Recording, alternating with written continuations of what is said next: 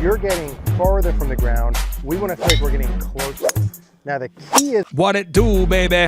It's Eric Cogorno, golf pro on YouTube, now you know. Got an online platform where you plateau. Eric's gonna show you how to make that thing grow. From titles to thumbnails, he's all in the know. He's Eric, C-O-G-R-O-N-O. Doing the bull dance, feeling the flow, working it.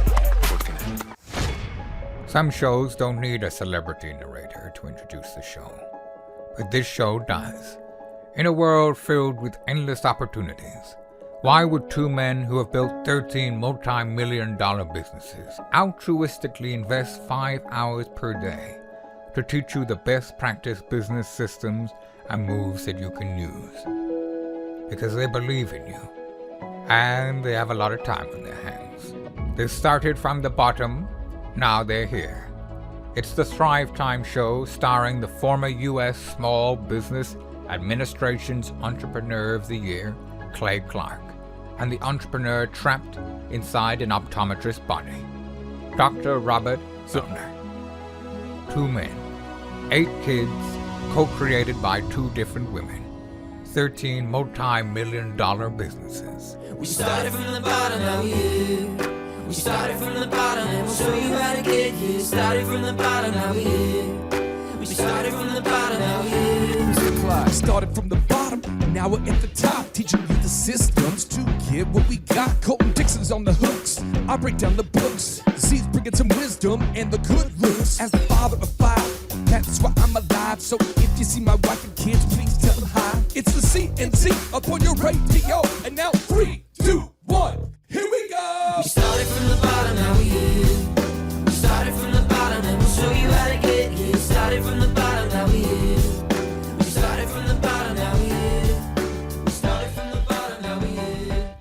We started from the bottom, now we're here. Okay, Thrive Nation, I want to have a very serious conversation with you, kind of a checkup from the neck up. This is a real thing. I want people to think about this. And folks, you might be saying, who's he talking to? I'm talking to you. I'm talking to you. If you're watching right now, I'm talking to you. You might have a business that is stuck. And I call this the law of the lid. John Maxwell calls this the law of the lid. There's some sort of lid that keeps you from growing. And it could be you have a great product, but it's not selling itself. That could be a thing. You have a great product, you have a great service, but it's not selling itself. And it turns out if you can't sell, your business will go to hell. It's going to happen. And so I don't want your business to go to hell. I want your business to do well. I don't want you to just be surviving. I want you to be thriving. And so on today's show, we've rounded up one of the world's top experts, and I'm going to pull up his YouTube channel just so you can check out. He's a real person. He's not a hologram, okay? This is his channel right here, okay? It's called the Eric Cogorno Golf, a YouTube channel. You can see it right here. There's 306,000 subscribers, and he has a process, a proven method, and a mindset shift. And I promise today's show is going to unleash a lot of success in your life, but only if you take notes. And remember, folks, taking notes is better than not taking notes. So without any further ado, Eric, welcome on to the Thrive Time Show. How are you, sir? Yeah, Clay, hell of an intro there. Love the studio, love the intro. Appreciate you having me. So let's talk about it real quick. Before you had 306,000 subscribers, at one point you had 1 subscriber. Where did you come from? Yeah, so I grew up in Pennsylvania playing golf. Had a typical like young male childhood that I was decent at sports, thought I was going to go play pro sports like a lot of us did, quickly realized that wasn't going to happen. And my love for playing golf, long story short, turned into me teaching golf in Pennsylvania. And yeah, gosh, that's probably 15 years later. Here we are talking to you today. So I think a lot of people don't have that conversation right there. A buddy of mine played in the NBA. I won't mention his name, but a buddy of mine played in the NBA. He's not 6 feet tall. And I remember talking to him one time and he said, I'm in the NBA. I can't even believe I'm here. I am here, but I am on my 3rd year and I know they're not going to re-up me. They're going to replace me with a rookie. I just know it. I don't play a lot. I'm not particularly good in the NBA. I was great in college, but I need to be thinking about life after that thing. So let's start there. There's somebody out there that is emotionally attached to a thing. It had to be tough to recognize that you weren't going to play professional golf after you had invested 10,000 plus hours in it. Talk about that conversation you had to have with yourself. Yeah, I think it's interesting. Different people probably will get there differently. I've heard on some of your shows in the past talking about John Maxwell. He tells his story beautifully, how he went from being a pastor to writing the books and getting in the business world. And that was sort of a clear indication for him to shift. For me, Clay, honestly, what happened was I realized it at a pretty early age, which was nice. Like by the time I was probably 18 years old and in college, my first year of college, I realized I wasn't going to go play, pro golf, and I needed to do something different. And I really, by happenstance, I used to work at a golf course. Have you golf at all, Clay? I don't golf, and it's only because I respect other golfers, but I appreciate the game. Yeah, so like if you go to a driving range, there's a guy out there who picks balls in the range. They're out in the machine. People try and hit them. They pick balls. That's what I did when I was in high school. And I just by happenstance, one day when I was picking balls, happened to bring the little range picker on the side and saw a guy there who's now my good friend Paul Viola giving a golf lesson. And at this point, I'm probably like, I'm making minimum wage at that point, $6, maybe $6.25 an hour. This is like 2007-ish. And he made an offhand comment, Clay, that he had just made $50 giving a 30-minute golf lesson. And so I had to work, I'm making $7 an hour. I had to work a full 8-hour shift to make $50 pre-tax. And so when I heard him make that comment, he didn't make it like braggadocious. He just happened to say it. I'm not super intelligent, but quick math was like, holy, I could make $50 in 30 minutes versus 8 hours. So I didn't get into coaching out of like a passion project, wanted to help a lot of people. I wish that was the story, but if I'm being honest, it was like economical. I needed something to do. $50 for 30 minutes was much better than, the 8 hours. And as I realized I wasn't going to go play pro, I got to have a backup plan here. So at some point you decided to teach people how to golf better. Walk us through that. Did you get a business card that said Golf Pro? Did you get a website? Did you? What was that? How'd you get that first couple deals? Yeah, first couple deals I got from that same guy would give me players he was working with. So he sort of took me under. He was my mentor. He would give me lessons, and then I really focused. Looking back upon it now, I really, really focused on over delivering during those lessons. So when I first started coaching, I get the business card, no website initially, just word of mouth. I would charge like $30, let's say, for an hour, but I really made sure that person left there. Because you suck at anything in the beginning. Like I sucked at coaching those first couple lessons, right? They were terrible lessons. So they didn't leave there thinking, oh my God, this guy's the best golf coach. But I really cared. I really put a lot of effort in. I'd check up on them after. I made up for my lack of skill with effort in the beginning. And so I quickly, they would leave there and then either A, tell other people about it, right? So I got a lot of word of mouth, or at least when someone would bring up golf, they'd have my name, in their mind. I was thinking about that back then. So I went from charging $30 an hour, having no clients. I think my first year, Clay, I made $7,500, $7,500. Year two, business card, website, getting more people. I made 15 grand. So I doubled it. At that point, 15 grand coming from making $6 an hour. I was like, thought I was balling out. Right. And then 15 went to 30, 30 went to 60, 60 went to 80. And then I really capped out, to your point, the lid on earlier. That intro was incredible. I capped out at like 80 to 90 grand per year at my in-person. That's like where things leveled off, right? And that's where I decided to do the online thing and go that route. But I'd say I had business card, word of mouth, and then had the website year two. But when we started doing the social media, that's when things blew up for us. Whoa! Now, as I'm taking notes here, I'm trying to think about our listeners who are watching right now, and I think what happens is everybody out there hits some sort of lid. I know for me, I built this massive entertainment company. I'll pull up the website here. This is over 10 years ago. And we were doing, 4,000 events a year. And people were like, oh man, you DJ'd my wedding. Wow. Your guys provided sound and lights for my wedding. You're the man. Woo. And I'm doing 80 weddings a weekend, 80 events a week. And I'm thinking to myself, man, I am really burning the candle at both ends. I'm making about $150 to $200 of per event profit. So, you do the math, 4,000 events, $150 to $200 per event profit. I'm stuck at that $800,000, $600,000 game. How can I take it to the next level? And it occurred to me, my move would be, you know what I'm going to do? I'm going to just teach people how to grow companies. I'm going to do that. And I'm going to ask for a small percentage of the revenue. And I was heavily influenced and inspired by Charlie Munger, who I don't think I agree with Charlie Munger. I don't think I agree with him about anything politically at all, given our divisive world, just to get that out there. But he was Warren Buffett's investment partner. And Charlie Munger was just saying that the key to his wealth was, he said, I'm going to help you grow your company, but I always want a small percentage of the growth. And I thought, ooh, growing a business has always been easy to me. A small percentage, just at 1.5%, man, just if I could just get 2%, I can decrease someone's expenses by at least 5%, and I can increase their income by at least 5x. I'm going to do that. And so that's really what I do and have done. And I didn't go the method that you did. So I'm very personally curious, as well as I know our listeners are. You decided, hey, I'm gonna go online. I'm gonna do a little different move here. Tell us what you did, how you went from being the personal one-on-one coach guy and having an authority there into an area where you're multiplying your income and your reach by going online. Yeah, I think I was partially lucky and partially searched for it. I happened to be watching people at that time, like Grant Cardone, Gary Vaynerchuk. I watched a lot of at that point, and they were talking about scaling things online. So I like just happened to start watching personal development stuff, was listening to them, and I was probably at this point, mid to late 20s, I guess, 6 days a week coaching. Not all day every day, but I'm out there coaching, and felt really tired and like burnt out. I was like 26, and I'm thinking, I made 80 to 90 grand a year. I spent like 40. So I mean, it wasn't like I was struggling financially. I lived cheap, but I'm like, dude, I can't do this for the next 30, 40 years. I can't do this forever. So at the same time, I'm watching Gary Vaynerchuk and Grant Cardone. They're talking about scaling things online.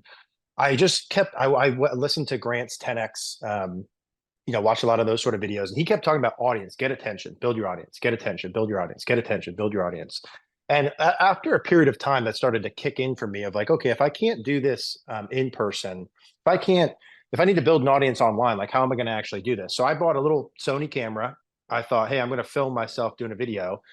I couldn't even like get the camera on. Like it was a disaster, me trying to film myself. So I happened to give a lesson to a lady who's my now business partner, Mary Langle, who's in PR. And I was teaching a bunch of kids at this time. And we used to have these like 30-person practice sessions. There was music going. These kids got personalities. It was like a fun environment. And she's like, hey, there's like a show. You should do like a show here or something. I said, funny enough, I don't know if I'm interested in doing a show, but I do want to do these YouTube videos, right? If you want to give that a shot. So that's how that started. But I was thinking about building an audience. And at the same time, Clay, I was doing that, my friend happened to send me a Tony Robbins video. And I watched it. It didn't really do anything for me. But on the side, on the recommended, there was a Jim Rohn video. And it was a 2-hour video of like the day that turns your life around. And I watched Jim Rohn for the first time. And it was one of those moments where I had so many light bulbs go off. He says things that are so simple that after he gets done saying them, it's like similar to John Maxwell. You're like, duh, like, oh yeah.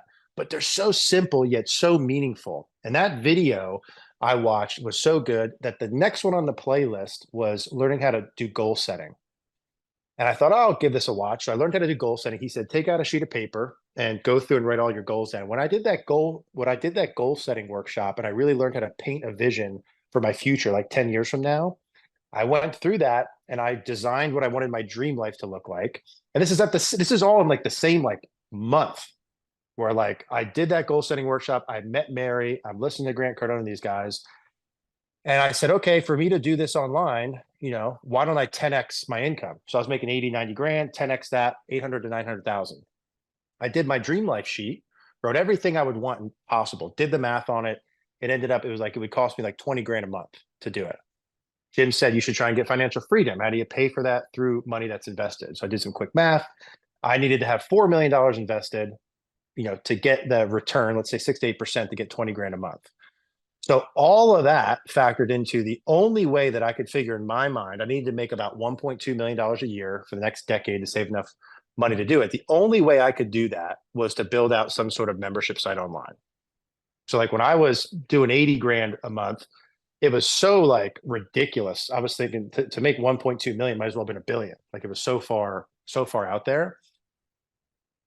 But that really helped me, Clay, knowing where I was going to go specifically clearly in the future when we built this online brand, because there was no like, hey, I'm going to stop doing this. There was no uncertainty of where we were going. It was always, how do we get to this big money goal that I want to get to? And the only way I could do it, I needed to make 100 grand a month. Like, how the hell was I going to do that? So, okay, I could get 2,000 people to pay me $50 a month. So all of that led to like us doing those YouTube videos to get to the point where we were today. But it was all very strategic based on that clear vision of my end goal. I took that in a very roundabout way to answer your question, but hopefully that helps there a little bit. Well, I want to, in the final 5 minutes or so I have with you, because there's so much content here. I could interview for 2 consecutive weeks, but I want to get into just some specific kind of rapid fire things, and I want people to know about how they can get in touch with you. One is, a lot of people put out great videos that no one ever watches. One, thumbnails. thumbnails. Let's talk about thumbnails. Just give me kind of your 30-second thumbnail 101. Yeah, it's the thing we spend the most time on. Model success of other people, what they're doing that's working. We probably make 20 to 30 variations of a thumbnail to pick one. You got to think shock and awe with titles and thumbnails. It's got to be borderline clickbaity, model other people's success with your own version. It should be the thing you spend the most time on. We don't film, every video we film is, I know exactly what we're going to do beforehand. I already know the title and thumbnail before we film the video. I think that's helped a lot. Second thing, Gary Vaynerchuk put out his first video. He had a show called Wine Library, and the Wine Library was a show he did. And for some reason, nobody watched the show except for him. So it's the Wine Library, and nobody was watching the show. Nobody's watching the show. So you got the Wine Library, but nobody's watching it. It's this weird deal where he wanted you to watch it, but no one was watching it. And he was recording it, and no one else was watching. Let me pull this up again because I want you to see this. Nobody was watching. I love that he kept it up here 17 years ago.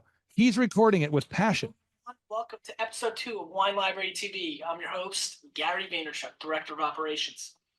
Today we are going to visit. Nobody's watching. Now he's one of the biggest names in the game, but nobody was watching. Nobody was watching.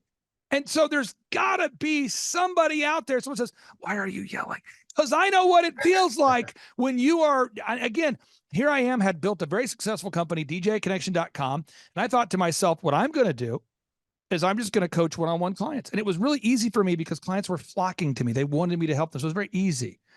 But then when I had decided to start putting out my show on other platforms. So when I started to saying, you know what, I'm going to put out my show and I'm going to interview entrepreneurs. And before I got some of the bigger guests on my show, I'm putting out the show and I'm like, man, it's like the hottest show I've ever done. And I don't know that my mom even watched it. In fact, I know she didn't because she said to me, how many people listen? And I said 3. And then she goes, yeah, I thought about checking it out, honey. And I'm going, oh, that hurts, Mom. Salt in the wounds. So what do you say to someone right now who's in the mindset where they're going, I'm not there yet, but I've been recording 100 shows and I'm getting, what do you say to someone battling those inner demons of doubt? We did 3 videos a week for 12 months before we hit 1,000 subscribers. So grit, time, determination.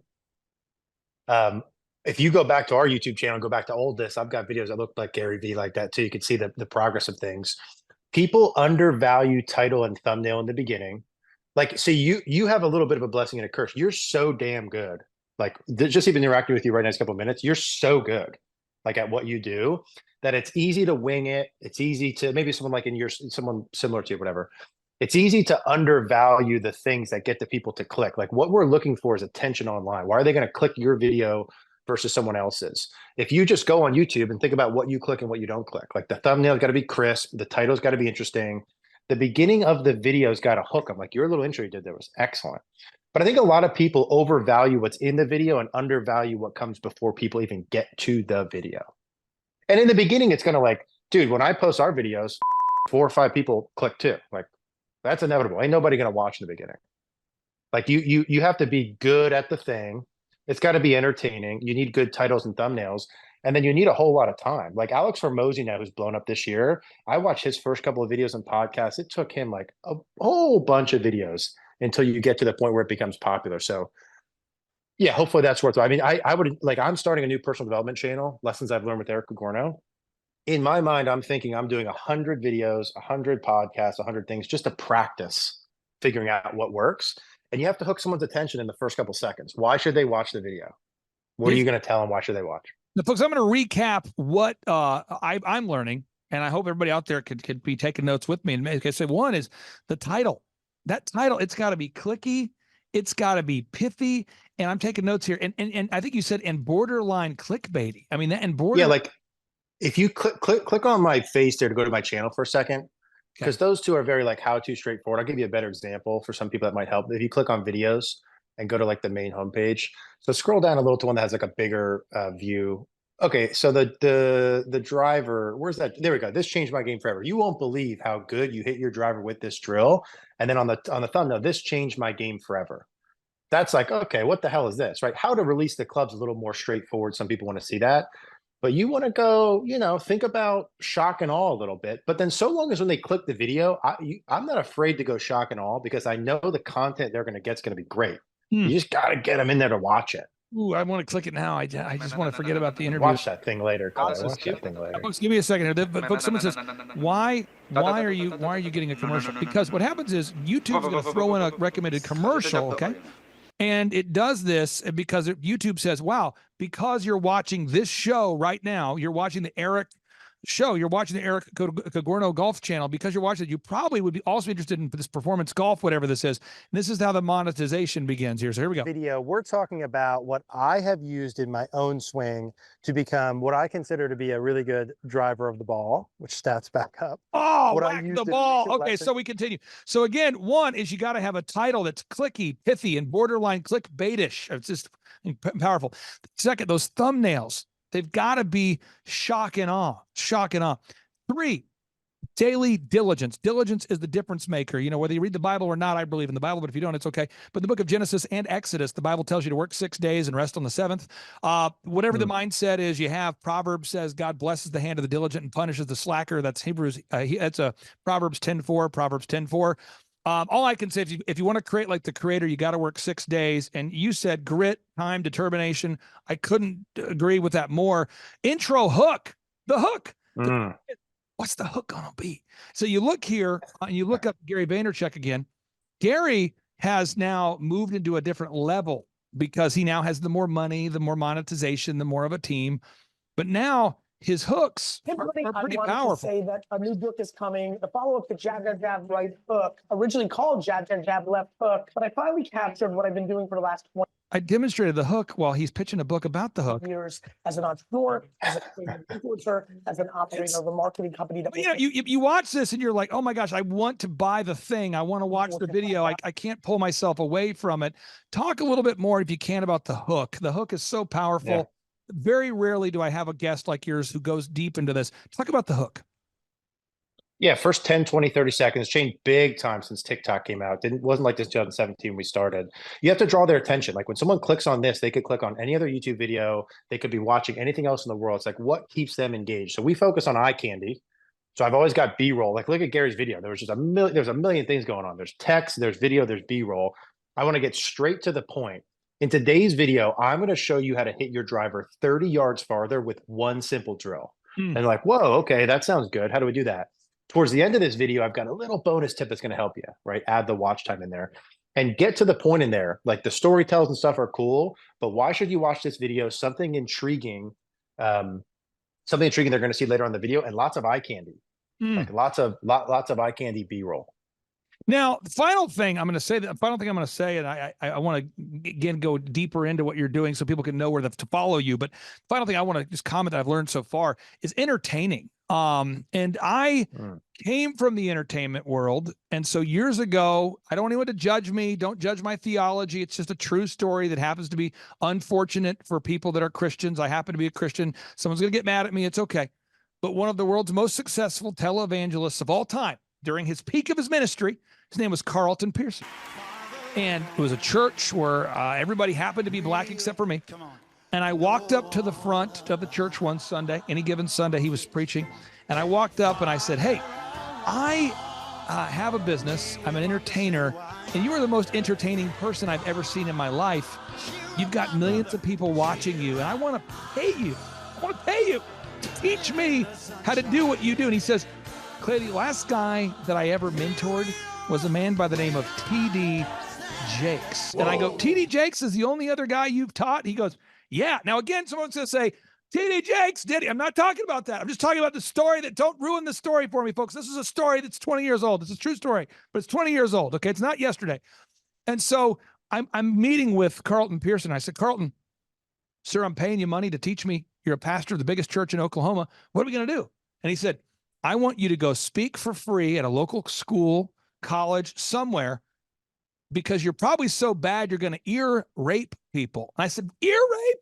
He goes, you're going to force things into their ear they don't want to hear. So you need to volunteer, and I want you to get your little embarrassing, get your tripod and film yourself, and we're going to come back and watch it together. And that was brutal, Eric.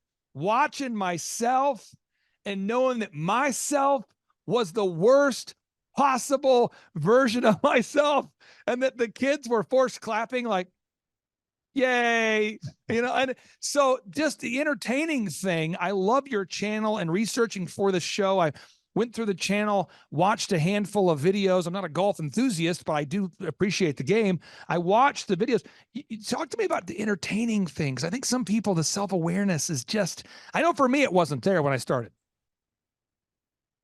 Yeah, you're a great example of this. Like, frankly, I mean, you are so good. And when people listen to you, the excitement that you talk with, the voice inflection, it's not monotone, right? And even the intro you did, you hook the attention. The excitement factor, I think, when you talk the whole time is good. And if you go back to the channel and watch my first couple of videos, they would be like this. Hey guys, in today's video, we're going to talk about how to hit a 3-wood off the ground. I'm going to really help you. I'm excited about it. Now, a video I would do that now would be like, guys, in today's video, I'm going to show you something you've never seen before. It's going to completely revolutionize your 3-wood, right? Like those two messages come across quite different. So you have to do practice. When I talk to people about building the channel, I tell them, hey, your first 100 videos are just practice. Like, let's say you do a video a week. Look at each video, like each set of 4, and just try and improve one thing per every set. They're not going to be great. That's okay. That's just practice. Try and make your audio a little better the first month, then your lighting a little better, then the hook, then the titles, thumbnails, and just model success. Like the answers are all out there based on people who are already doing whatever you want in your field. What titles do they use? What do their thumbnails look like? How do they start their videos? Do they have music in the background playing, or is it silent? What does their situation look like? How do they speak? What do you like about what they do? What do you not like? So I used to watch when I was doing a video, I'd search, hey, whatever topic, I'd watch every video that was out there, every one. And be like, oh, I like this, I don't like that, we can improve this. And if you do that 100 times and just focus, just get one little thing improved each time, after 100 videos, you look and you're like, damn, these are not bad. One of the things I've found as doing business conferences that we always do them every 2 months at my office. And when you're sitting with like a Tim Tebow, and a Tim Tebow's talking to John Lee Dumas, it's like the world's top podcaster is talking to what you could say is arguably the best college football player of all time or whatever. And he's talking to the world's top PR guy. So the guy who did all the PR for Michael Jackson, Prince, Nike, he's talking to the guy who's the college football player, who's talking to the guy who's the top podcaster. And what I find is they all focus on the method. It's like they don't have time to talk about small talk because they're focused on like the small specific details. I hope I'm making sense. They don't have a lot of time for small talk. They're not mean, but I mean, they're not talking like small talk. Like, how's the weather, Tim? I don't know, Michael, how's the weather for you? It's more of like, hey, bro, when you were in the league and you were on the Broncos, how did you read the defense? What was your move? Or what are your keys to overcoming where you're stuck in the gym? And you're like, what? The world's top PR guy is asking a former college athlete how to overcome gains in the gym, how to overcome his personal best, or what his diet is. And I find that people that are really successful, they really focus on these details. And I find that people that are not successful tend to drift into big ideas. And I know that you're teaching people ongoing now, you're mentoring people and helping them evolve their craft. So if people hire you or decide to work with you, or what are some of the training that you can provide for our listeners that are interested in mastering those details that are the difference maker? Yeah, and I think for your audience that the golf might be interesting, but the lessons I've learned with Eric Cogorno, that's our new channel. So I'm like starting from the bottom and building this thing back up. That's more personal development, a little more businessy. Those topics on those videos might help. That's like goal setting, increasing income, things like that. So it's interesting to go through the process all over again. But the story that I told about me getting clear on like where I want to go, right, with the dream life stuff and financial freedom, I've seen for me every time, Jim Rohn talks about people don't accomplish things because either they don't have a clear goal, a clear path to get there, or a clear why as to why they're doing it. I think those are really good big 3. Clear goal, clear path, clear why. When I look at things I've done well, I've got all 3 of those. Now, the path reveals itself, obviously, along the way, but I've got a clear first step. I want to do this. I'm clear on what it is. This is the step I need to take first. This is the direction I'm heading. And this is why it's important for me. And I think if you have those variables, It's easier to do all of the stuff afterwards. It's easier to put the work ethic in. It's easier to have the discipline you need to have. And I think if you don't have those things, you're really butting our head up against the wall. Like I find when I try and help people with self-discipline, for example, and like they're not clear on why they want to do the thing, like really deeply emotionally why they want to do it. I could give them tactics all day long, and it's a difficult task. I wonder if you found the same thing. But I think, man, if I ask someone like, hey, what specifically do you want this to look like in 5 years with very, very clear detail, or 10 or 15? If you can't answer that, the odds of you getting through those 100 videos is very small. But if you can answer that, I think you'll be willing to get through the shit along the way that's inevitable, right? The like, man, I worked really hard and did everything right, and no one watched this video. Like that's easier to get through when I'm clear on where I'm going. So I think those three are important. This is some powerful stuff here, folks. And I wish I could go on for hours and hours asking you about this craft. I really am sincerely interested. I love hearing how different people and different paths, you know, when we interviewed Robert Greene years ago and I asked him about how he writes his books, I was sincerely interested. How does Robert Greene write his books? I mean, I could interview him for 8 consecutive hours. How do you write your books? This is fascinating. So if you're out there today, folks, and you have a podcast or a broadcast or some type of online influence, ask yourself, do you have the title? Do you have the thumbnail? Do you have the grit, the time, the determination? Do you have the hooks? Are you entertaining? Do you have a model? Are you modeling success? And if you don't, go to Lessons I've Learned with Eric Cogorno. Now, again, if you're not into golf, go to Lessons I've Learned with Eric Cogorno. If you are into golf, go to Lessons I've Learned with Eric Cogorno. If you don't hate yourself, go to Lessons I've Learned with Eric Cogorno. If you do hate yourself, go to Lessons I've Learned with Eric Cogorno, because my final pro tip I'll give you is it's repetition. At the end of the day, people are perpetually distracted, not our listeners, but people are driving. They're maybe listening to the show while they're going through the drive-through and they're in the shoulder. Boo, boo, boo, boo, boo. So I'm going to ask you this here. You got everyone's full attention. Everyone's paying attention. What's the final thing you want to share with our audience on today's show, sir? I mean, I don't want to sound like a broken record, but everything that controls my life and everything that's been good is underneath the fact that I've got a lot of clarity in where I'm going at all times. And it takes time to get that clarity. Like I spend 30 minutes every Sunday. I have think time that I'm like reviewing clarity on my big picture things. It's so easy to get distracted and see the lady in the red dress and go off of what your main things are. But when I'm not focused and have clarity on where I'm going, that can be a little bit of a debacle. But no matter how hard things get, when I know what path I'm taking, I think it's easier and easier to get to the end of that path. That would be my number one advice. This is some powerful. So like underneath that, tactical. Hey, just real quick, sorry, Click, tactical. Jim Rohn goal setting on YouTube. Jim Rohn goal setting. Maybe you guys have some too. That goal setting workshop I did was how I got the clarity and how I continue to do it. That's a more tactical thing for someone. I quote Jim Rohn all the time. I mean, folks, I'm telling you, I was like a Jim Rohn junkie when I was starting my first business. I mean, people say, dude, you hear that hit song on the radio? You're a disc jockey. I said, no, I just listen to Jim Rohn nonstop. When I'm not DJing, I literally only listen to Jim Rohn. There was like probably a 6-month window where it was only Jim Rohn all the time. I could not endorse him more. I've just sent you in the private chat a little message there, and I appreciate you taking time out of your schedule to be here with us and our listeners today. And I encourage everybody out there, again, folks, check out the YouTube channel. I'll put a link on today's show notes. And Eric, I really do appreciate your time. Clay, I appreciate it. I think you're the best person I've ever talked to in front of a mic. Can't wait to listen to more of your shows here, man. I appreciate you. Yeah, even my friends, they were telling me how to edit my show. They're like, you should edit that. No one's going to listen to 3 hours. I'm like, then don't listen. I don't care. Do whatever you want. I'm not making any money doing this. It was just for fun. I love that. It was just fun for years. For years and years, I did it just with no money. There was no money in it forever. What year, like how many years in did it start to pay for itself? 5. That's a long time. Yeah, it was a long time. It took a while. I mean, it was probably like, it was existing.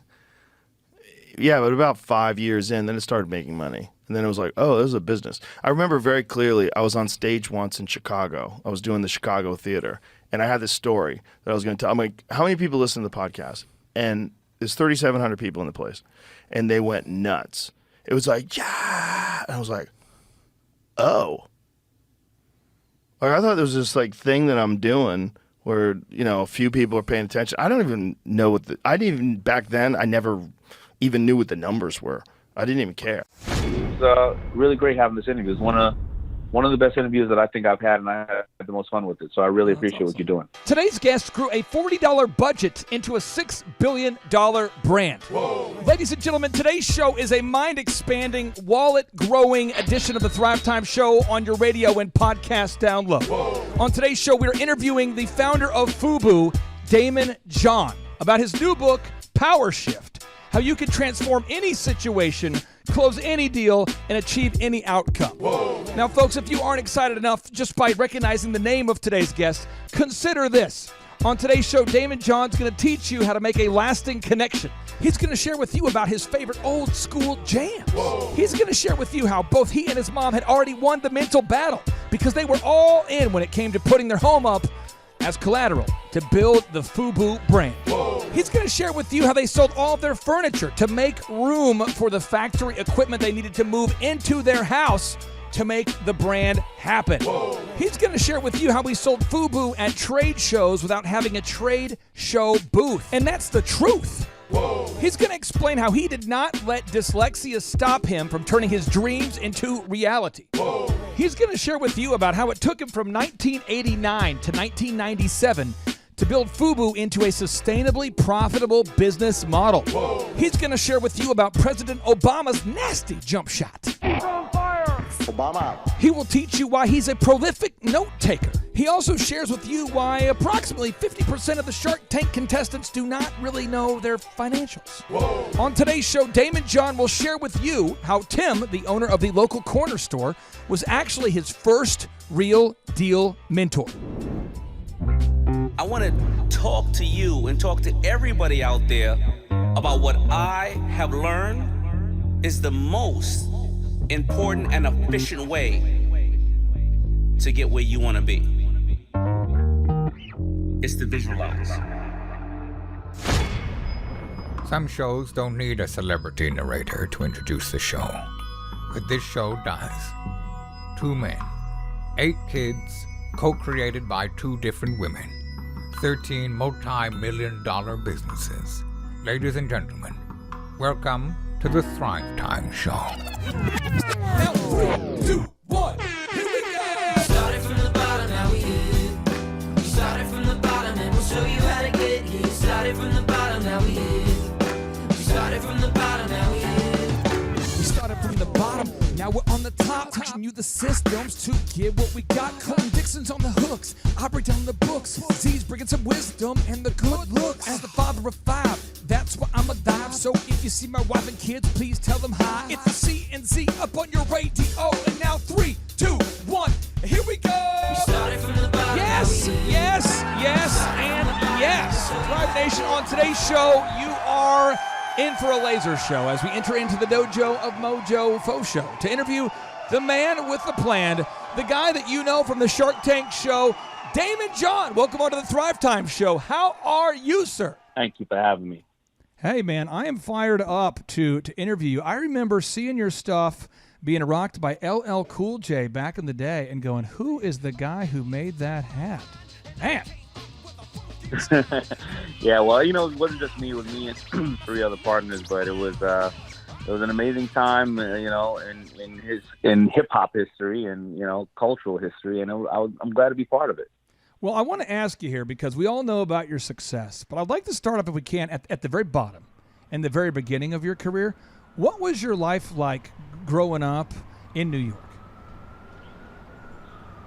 I grew up in lower middle class area in Hollis, Queens, and that Hollis, Queens area is right in between JFK and LaGuardia, and also in between Aqueduct Racetrack, Horse Racetrack, and Belmont Racetrack. So most of the people in the community, if they weren't going to the city, and then the Ideal Toy Factory, we either worked at Ideal Toy Factory or we shoveled, horse manure, or we shoveled bags onto airplanes. And then, unfortunately, the other place near us was Rikers Island. So you either worked there or you were visiting for a long, long time. So, that's the area. That's the area I grew up in. my father left. My life happened and my parents got divorced. My father left when I was about 12 years old or 10 years old. I would never see or speak to him again.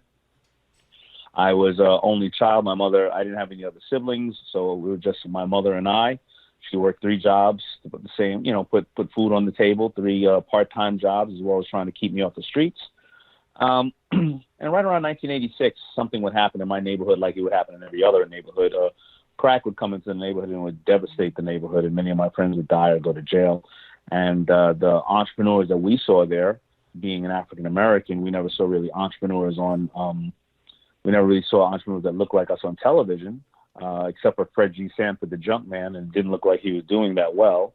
We would see entrepreneurs called drug dealers in our neighborhood, and many of us would want to emulate the thing closest to us. However, I wasn't a drug dealer, but at the same exact time in 86, there must be something in the water of Hollis, Queens, because we started to see these people who looked like us, talked and walked like us, but they weren't drug dealers and they were making a lot of money. Their name would be LL Cool J, Salt and Pepper, Run DMC, Ja Rule, 50 Cent, Tribe Called Quest, Young MC. All these people would come out of the square 4 miles of Hollis, 5 miles of Hollis, Queens, and I wanted to be part of that movement, but I couldn't rap, sing, or dance. Oh, come on! You So could I had to dance. find a way. You could. I could sense you can dance. I could. Now I want to ask you this. I started my first company back in the day. It was called DJ Connections. It became one of the nation's largest wedding entertainment companies. And I grew up loving LL Cool J, loving Run DMC. Who was your favorite old school artist? Your favorite old school artist? Eric B. and Rakim would be my favorite, but Really? I don't know. I grew up in the era of Eric B. Rakim, Houdini, Public Enemy, and LL, and they all had a different DNA to their to their delivery. So it's kind of like, what's your favorite food? But once you get to your favorite food of sushi, is it tempura? Is it a roll? Is it a Kobayashi? I mean, so yeah. But I would say Eric B. and Rakim probably would be my favorite. Now, do you have like a favorite old school jam? I mean, is there a certain old school jam where you go, that right there was the jam? I guess because of Shark Tank, and maybe this was always and I never thought of it like this until you just brought it up. Okay. But if you look at rap, one of my favorite old school songs was Paid in Full. If you look at R&B, one of my favorite old school songs would be Ain't No Stopping Us Now. Oh, yeah. Or Rising to the Top by Kenny Burke. They would always be, and I'm just thinking about this now, this is the first time in 51 years I've ever thought about that, and I'm going to go on social media and say this, those are my favorite songs. They were always about empowerment, rising to the top, or making money in a good way, a legal way, and it was absolutely amazing. When you go back into that old school flow, if you can go back to your like 8th grade dance, sophomore dance, were you the cool guy that went on the dance floor first, or were you the guy who kind of was standing around the wall and you waited for that last song to come out there? I was the cool guy, but I was not the cool guy who got on the dance floor. I was the cool guy who waited on the wall and played cool, but I was nervous as hell because when we grew up, you would get on the dance floor, and when I knew how to break dance a little bit, so I would get on the dance floor and do that. But when the slow songs came on, and all the girls went to their seats, or they were all sitting, and you had to physically walk 20 feet across the dance floor to ask a girl to dance, that 20 feet was like walking 2 miles. My heart was pounding, and if you put out your hand and you asked her to dance, and she said no, that walk back was the longest walk back in your life. But if she said yes. Ooh. Now, do you remember, was there a particular old school slow song jam that you remember from back in the day that was just give me just one old school slow song. Just one so I can just kind of marinate on it. I need to just marinate on that moment. I don't even need to marinate on it. I was listening to the other day, but there's two, but I'll tell you the first one would be Tender Love by Force MDs, and the other one would be GQ, I Do Love You. GQ, I Do Love You. GQ, I Do. This is the stuff here, Thrivers. The GQ, I Do Love You. We're going through kind of a weird time with this whole coronavirus stuff, and I think everybody just needs to queue up some GQ, I do love you. We just. I do love you. Oh, there we go. Come on now. Let's just do 30 seconds real quick. Just kind of. There you go. Now tell me, who was the first girl who said yes on the dance floor? What was her name? The first girl. Her name was Nicole. She had some big old braces. Oh, Nicole with those big old braces. This song goes out to you, from me to you, and from the entire Thrive Nation. We dedicate this song to you because you're kind of a big deal. Oh man, it's beautiful. Did you have disco ball? Do you have a disco ball and black lights? Oh yeah, of course. Oh man, was it in a gym? Was it in a gym or where was it? It was in the lunchroom. In a lunchroom. Cafeteria. Oh, awesome. Cafeteria they pulled all the tables out of the cafeteria.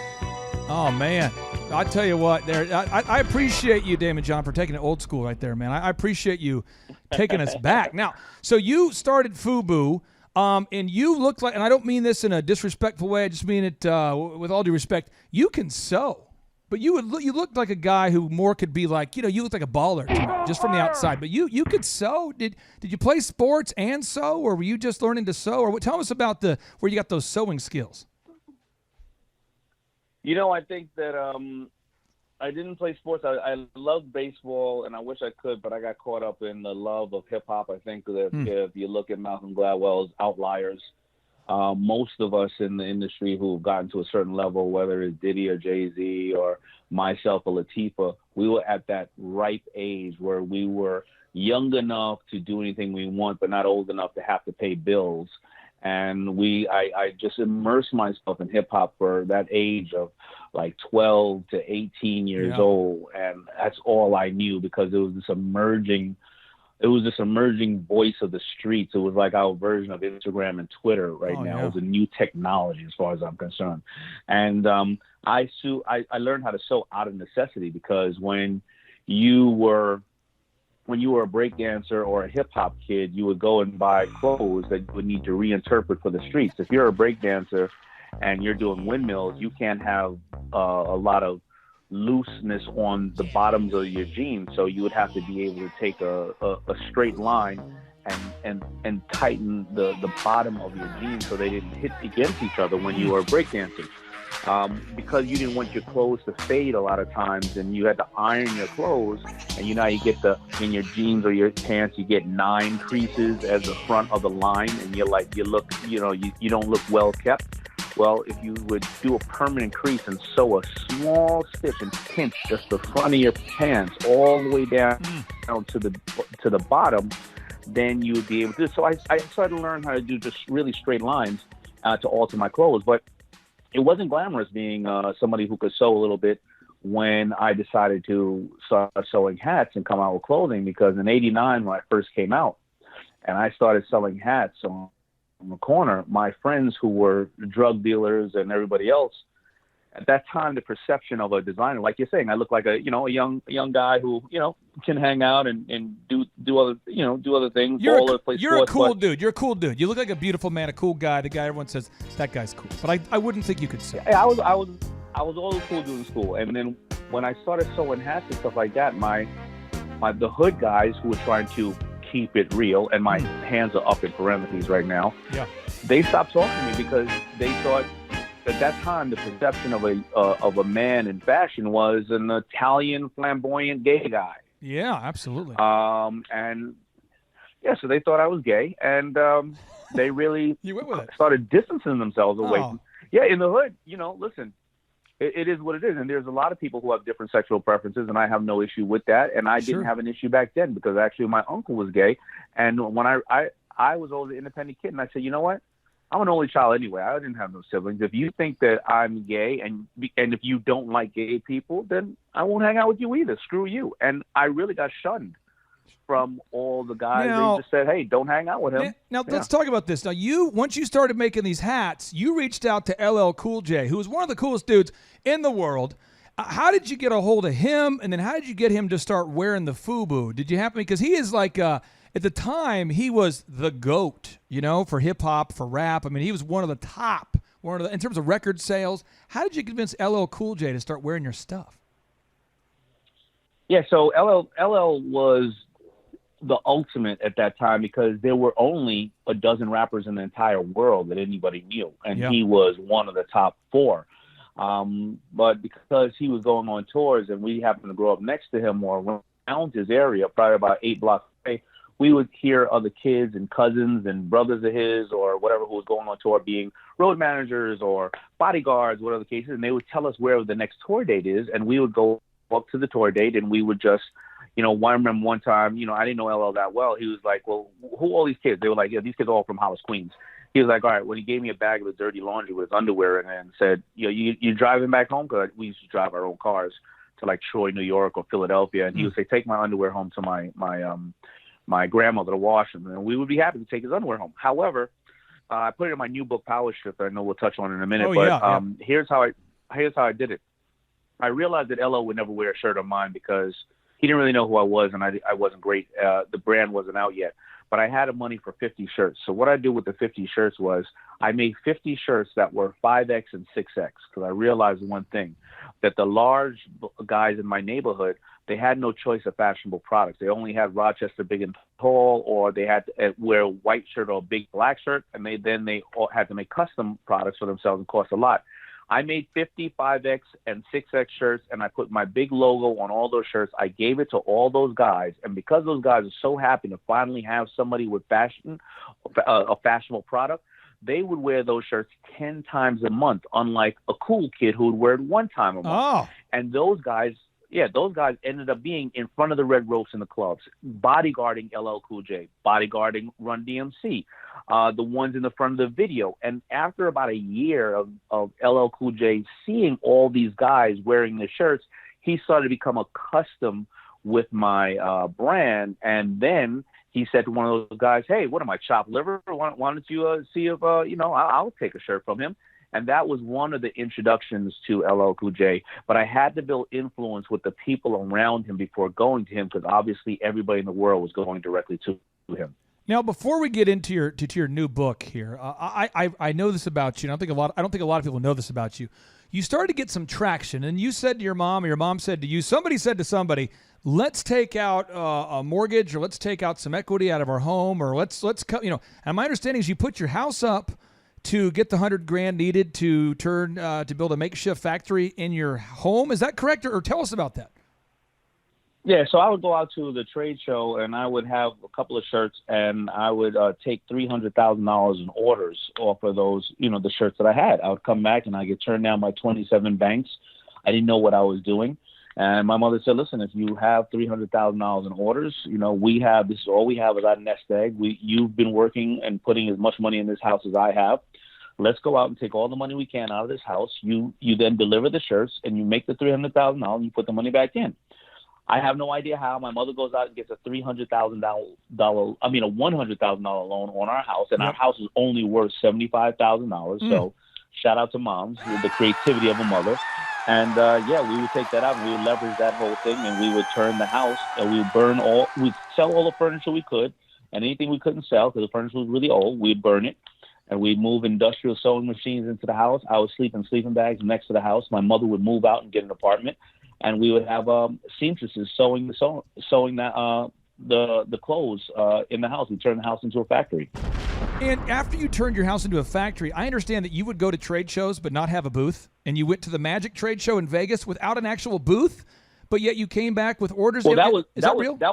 That's how we got the $300,000 orders. What? Prior to us building, prior to us mortgaging the house, and then we go to the trade show and get more orders and more orders, and we couldn't keep up with them because I didn't know what I didn't know. I didn't know. I ran out of the money.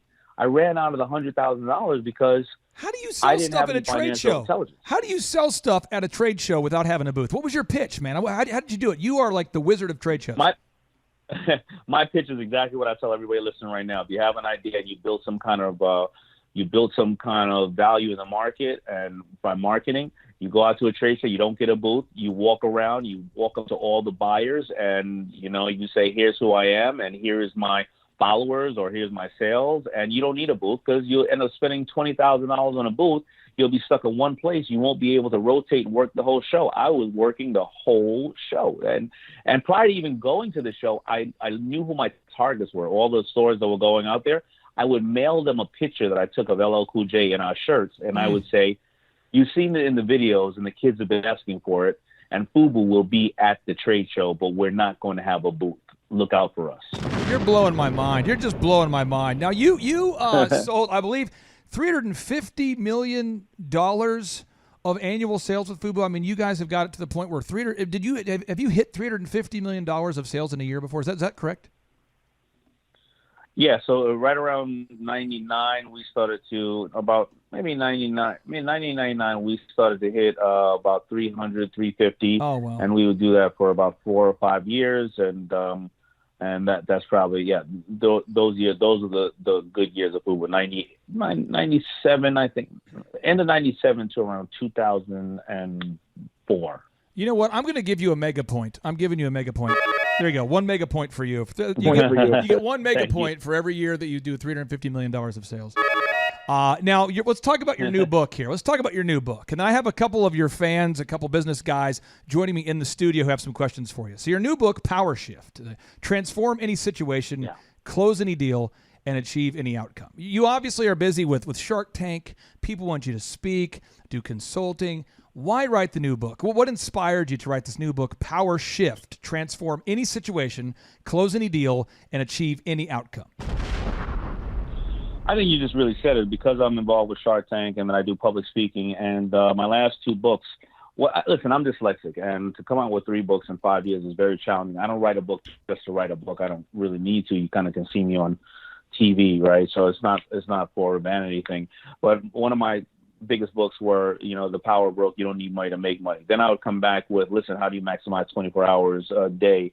We all have the same 24 hours. And what I realized after that is the most commonly asked question after that was, well, how people were saying, I don't have any power. I'm just this type of person, or somebody took the power from me, or who's going to give me power? My boss is not going to let me, my husband or my wife, whatever the case. And I realized that people don't understand the power that starts with you.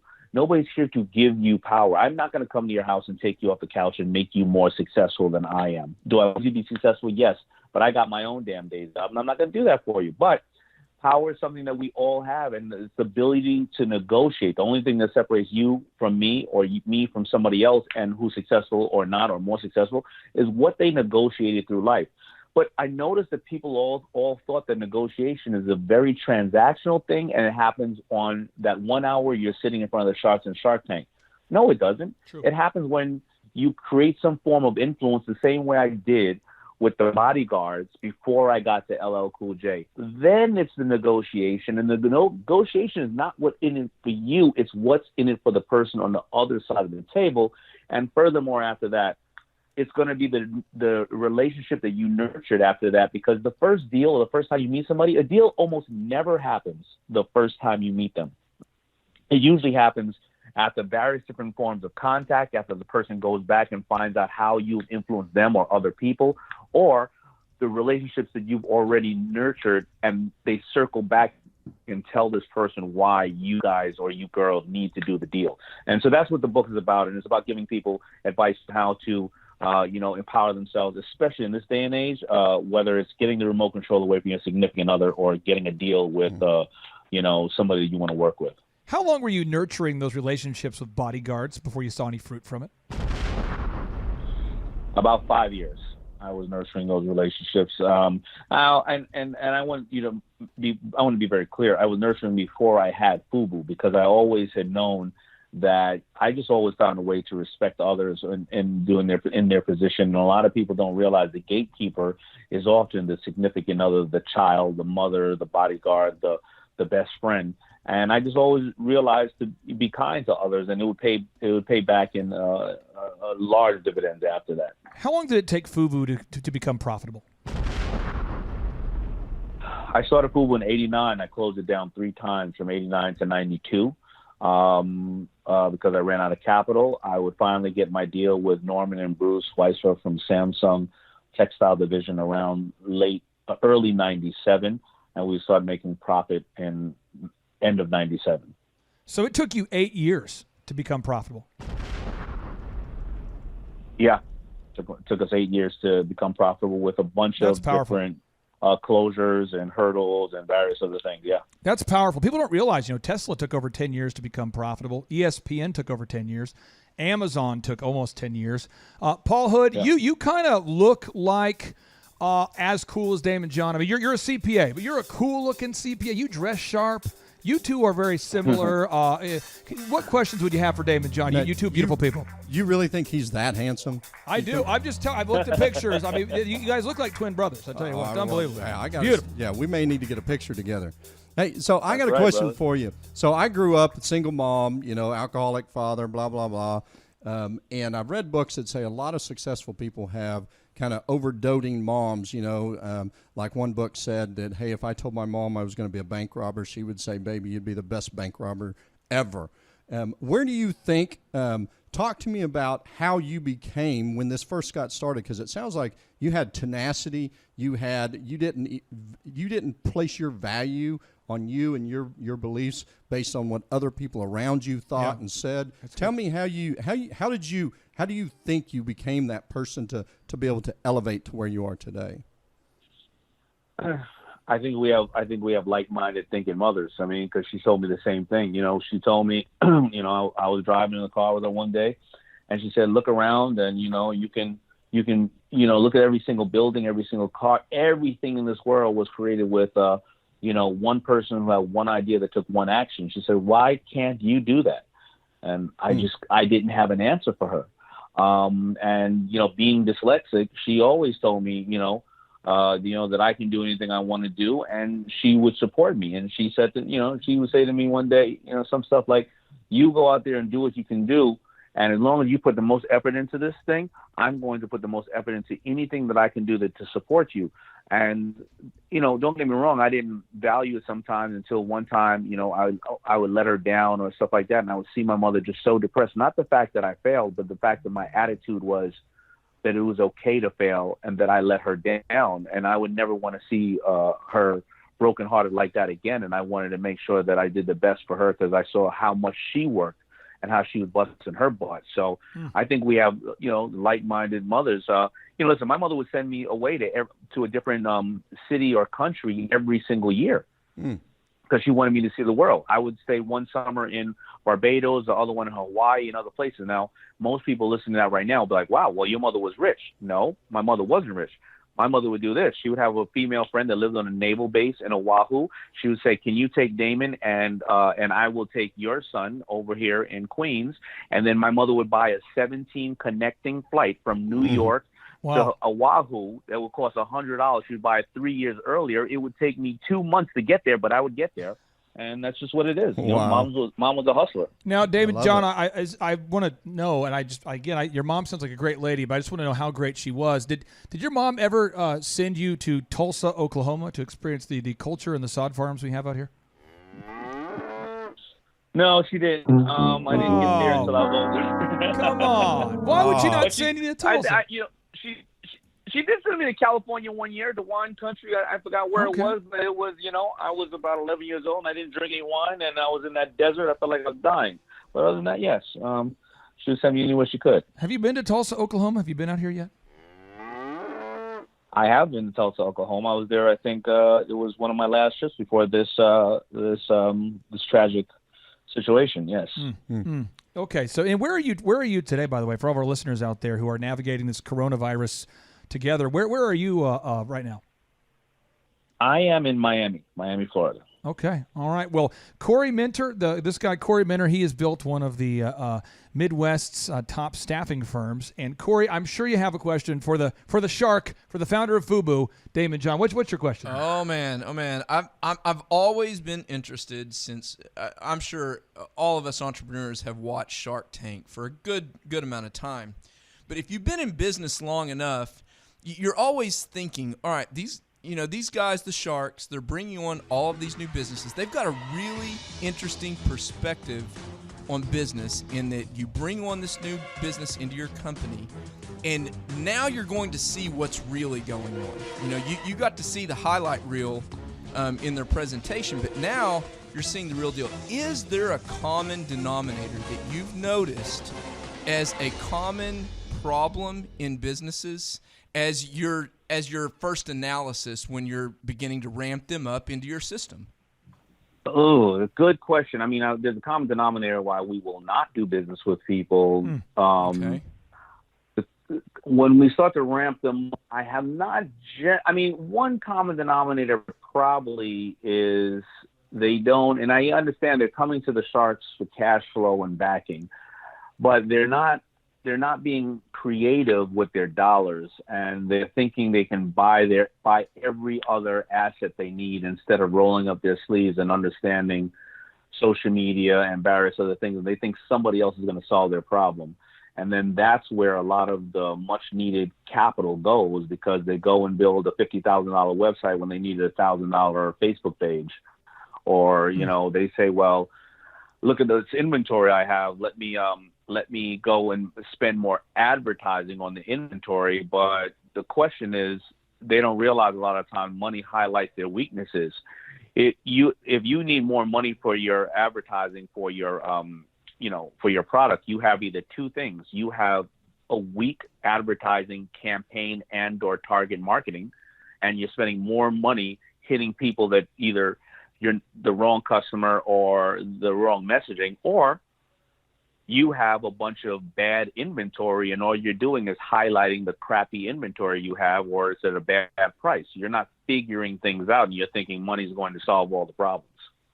Well, in part one of your new book here, Power Shift, Transform Any Situation, Close Any Deal, and Achieve Any Outcome, you talk about making an impression. So let's just pretend that all the listeners out there you're talking to the right person. You're talking to the right ideal and likely buyer. You're talking to the right potential connection.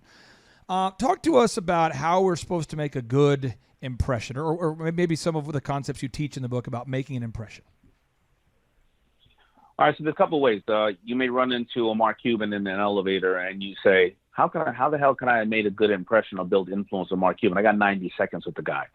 So first of all, you walk into the elevator and you tell the person, hey, Mark Cuban, I value what you do. I think that I can bring value to you in these ways, but here's what I've been doing really quick. And if you have any interest, please, here's a way to look me up, or have one of your staff members look you up. You give them a card, or you say, I'll reach you through whatever. Mark Cuban, by the way, answers every single email he gets. I have no idea how he does it. You leave the elevator. The influence you built right there, you didn't tell him your problem. You told him some solutions and how you're doing great. You're going to move on with or without him. You also given him an easy way to contact you or you to follow up, and you've also not pressed him for his number, and or you said, I'll follow up somebody else. But Mark Cuban's going to leave that elevator, and if you made some kind of good impression, I can't say you did, because maybe it was the way that you were acting that made him like you or not. He's going to look you up on his phone, or he's going to have somebody else look you up. Then they're going to scrape through all your social media, and they're going to look not only about you, but they're going to look at who you hang out with. What time are you doing these things? Because when I look through social media, I've literally seen people who pitch me on their companies. I pulled them up, and their husband was on next to them at a dinner party wearing a T-shirt with a Confederate flag. Oh. They're not going to know why I didn't call the guy, or why I didn't call them back, right? I've also seen people on social media, when I look them up, they're at a bunch of charitable events. Every single time they put a post, it's about how spiritual they are or how you should help others. And every time I see them, they're smiling, even when it's tough times. And I say, I need a mentor like that in my business, because when I'm not there, I need somebody else to make sure the room is smiling and everybody's on the same level.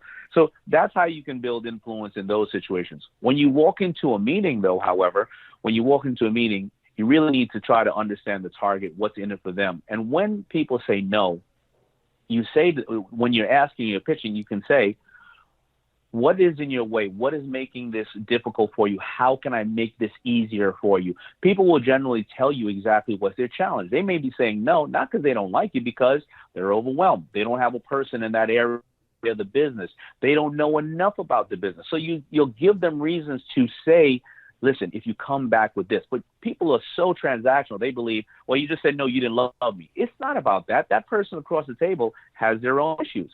In this interview right now, in this book, I did interviews with so many amazing people, and I did them in person with the people. But Mark Cuban, who's sitting next to me on Shark Tank for years, I know he only communicates through text. And at first, if I went to him and he would have said, I can't do the interview, I don't have time to meet with you, D, some people would have got offended. I did the entire interview over texting on my phone with the guy, and I got it out. I made it easy. I made the barrier entry as easy as possible for him. And a lot of people don't think about that when it comes to who's on the other side of the table. You know, I don't know if you talk about this in your book at all, but let's go back to Confederate flags for a second. As a general rule, do you frown upon angry, aggressive rednecks who are a big fan of the Confederate flag? Is that sort of a pro tip, kind of a bonus tip for the listeners out there? No, it's an assumption of something, and it's an assumption of where you think this person believes in. Yeah. And, you know, we all have, you all have 10 seconds to deter somebody or attract somebody, and there's a lot of opportunity for every one of us in the world. So, that's going to immediately turn me off personally. Yeah. It may attract other people. That's up to you. That's your brand, and whatever you're trying to put out there. I'm not telling you whether it's good, bad, or indifferent. It's just not for me.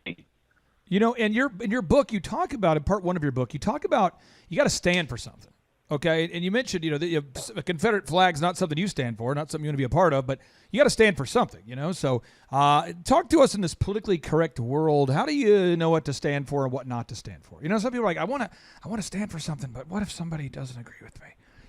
What do you stand for? What do you not stand for? What's your take on standing for something in the book? I think, listen, in the hood you call it keep it 100, and other times they keep it real. You stand for whatever you stand for. I'm not here to tell you what your moral stance should be.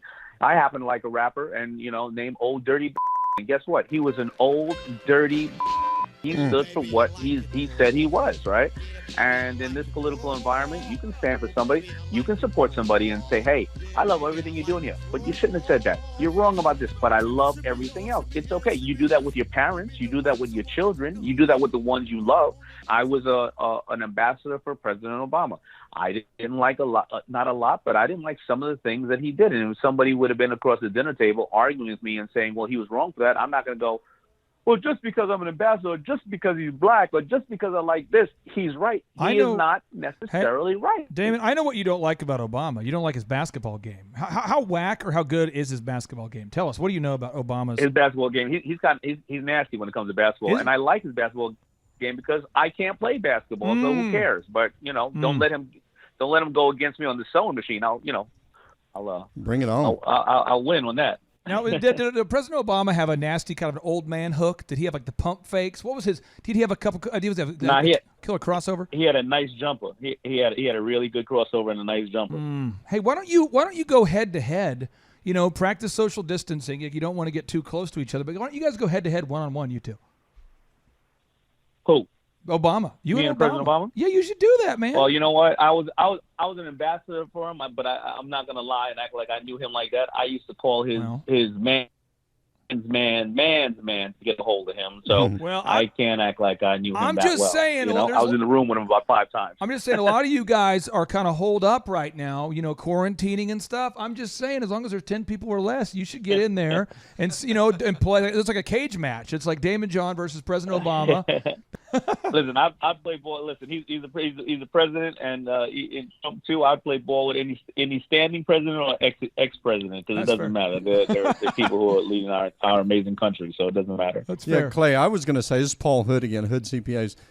Clay, I was going to say a funner game to watch would be him and Trump playing 1-on-1. Oh, that's beautiful. Oh, that would be interesting. Now, that would be fun. I think Damon John would win there. I think so. Hey, Damon, I don't know. I don't know about his jumper. He may be okay. True. He's a little active. He plays tennis. You never know. Don't sleep on him. His hair might get down in his eyes, though, and then that's a secret. That would be your number one thing. Down in his eyes. So, no. The best part is the way he puts his hands out. He's definitely got a great guard. Oh, yeah, that's exactly right. I wouldn't get around those hands. Well, hey, David, my last name is Hood. And so I've got a shirt that says it's all good in the hood. So you just keep talking about the hood. I love that. That kind of gives me some publicity, I think, when this thing comes out. What's your company called? Hood what? Hood CPAs. HoodCPAs.com is where we're at. Yeah. We've came from nothing. We have offices in 4 cities and have clients in about 35 different states. So God's good. Hey, so I had a question for you. So how do you bridge that gap? Because, see, I'm the same thing. I grew up, there was a point in my life where I was the only white kid in class. I went to North Tulsa and went to a school called Bunch, and I was the only white kid in class. So I didn't see color, but I did see if somebody wore something or dressed a certain way, I may say that's not for me, but I'm not going to judge them necessarily for that. So how do in our world? I mean, it's refreshing to hear other people say that, especially out here in Tulsa, we kind of have a view of people that are celebrities and all of that, and you seem like just a phenomenally great guy. So how do you think we could bridge that gap with hey, I don't agree with that guy, but that don't mean I don't like him, or Oh, that's a good pro tip. Yeah. Yeah. I don't know. I think it's the upbringing. I think that when people, I just really don't know how people have that level of ignorance. It was my upbringing. So, when my mother got divorced from my father, at the age of 16, she would bring another man in my life who became her boyfriend for a long period of time, but I call him my stepdad. He happens to be of the Jewish faith, and he happens to be white. And his brother was one of the lead attorneys who were fighting in America to free Mandela from the American side, from a coalition. He taught me a couple of things. He taught me that love doesn't come in a color or a gender. And he told me that he showed me, through love, that white people are just as crazy as black people. And we all have our same issues, and we all have our same aspirations and our love. And so I grew up knowing that love doesn't come in a color or a gender. And so I think it's from an early stage. And I don't know how to tell people that, that it really is about a man or a woman's content. I did a post on social media the other day, and I was talking about, what was going on in this world. And I was saying, whether it was the Holocaust or whether it was the Civil Rights Movement, none of these things ever happened without people of all colors, all shapes, and all sizes getting together to abolish what they thought was wrong. Right. And I think that people just see only one thing and think they're very small-minded. And maybe that was my mother sending me to a different place every year to see Hawaiians or people in Barbadians or whites or blacks, and seeing that everybody had a commonality. They just want to support their family. They don't want to be judged for things that they haven't done, and they want to be able to test themselves and love and worship who they want to worship. I'm not trying to make it warm and fuzzy. I have no idea when I see people with ignorance over sexual preference or color or size. I have no understanding of why that happens. I really don't. It's jackassery. It's a new word. 100%. It's jackassery. Yeah. That's the word I've been coining. It's jackassery. Now, Damon, I want to ask you this. In your book, folks, if you haven't bought the book yet, pick up the book today. It's called Power Shift, Transform Any Situation, Close Any Deal, and Achieve Any Outcome. In the book, you talk about making a connection last. Now, I know for me, whenever I want to make a connection last, I queue up Kenny G, the song Songbird, and I'll have this play in the background, and I'll just something memorable happens. Usually I get booed by people, but again, I mean, that's just my move. But how do you make a connection last? So it's called in negotiation because I go into the book into very, very fine ways of negotiating, meaning body language, meaning ways that you can negotiate. And when we call impression, we call that opening a new file. If you go into a room with somebody and there's a lot of commonality, you can ask them, you can open a new file, right? You can say something like, listen, where are you from? Well, I'm from Niagara Falls. Okay. I heard that people went over the falls in a barrel. I'm sure you ask that all the time. How many people actually went over the falls in a barrel? Argument's sake, that's just something simple, but you probably know because you're from Niagara Falls. You've always heard that. Yeah. What that will do is open a file, because every time you think about the going over the falls in a barrel or vice versa, whatever the case is, you'll remember that guy, Damon John. A lot of people know me now from my do on social media. I do dad jokes. I'm stupid with dad jokes. I like them. I have a 3-year-old and I have a 22 and a 27-year-old, and all of them are pissed off when I tell them a dad joke. And when people come in the room, they tell me dad jokes. And when I tell that joke again, I remember that person.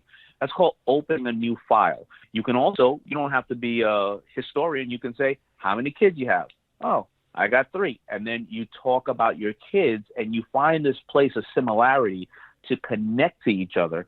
And that really opens a new file. It gives people more of a mentality of thinking about you. You can also do it by having a hood accounting or a hood CPA. I'm always going to remember that, because it's hood CPAs. I'm going to remember that forever. I'm going to remember Kenny G and Songbird the next time I talk to you with your song. You're opening new files, but you have to be conscious about how you do it. Now, if you could, and I know you're not a preacher, you're more of a teacher than a preacher, but if you had to just, preach one knowledge bomb for our listeners out there, do you have like something you want to just, if you had the mic, it's like before you drop the mic, you have just one more, you're going to inspire with some fire. What's the one thing you would share with all the Thrive Nation out there? I would say that in this good day in this land, you need to. In this good day in this land, this thing's gonna change. Come on. Change is inevitable. Yes. Whether it was '98 the crash, whether it was 2000 the dot-com bubble, whether it was 2001 with planes crashing the buildings of 2008, you are always going to find change, and people are always going to be scared. This has happened for the last 100 years or 200 years, a million years of our lives. But what can you change? What are you in charge of changing?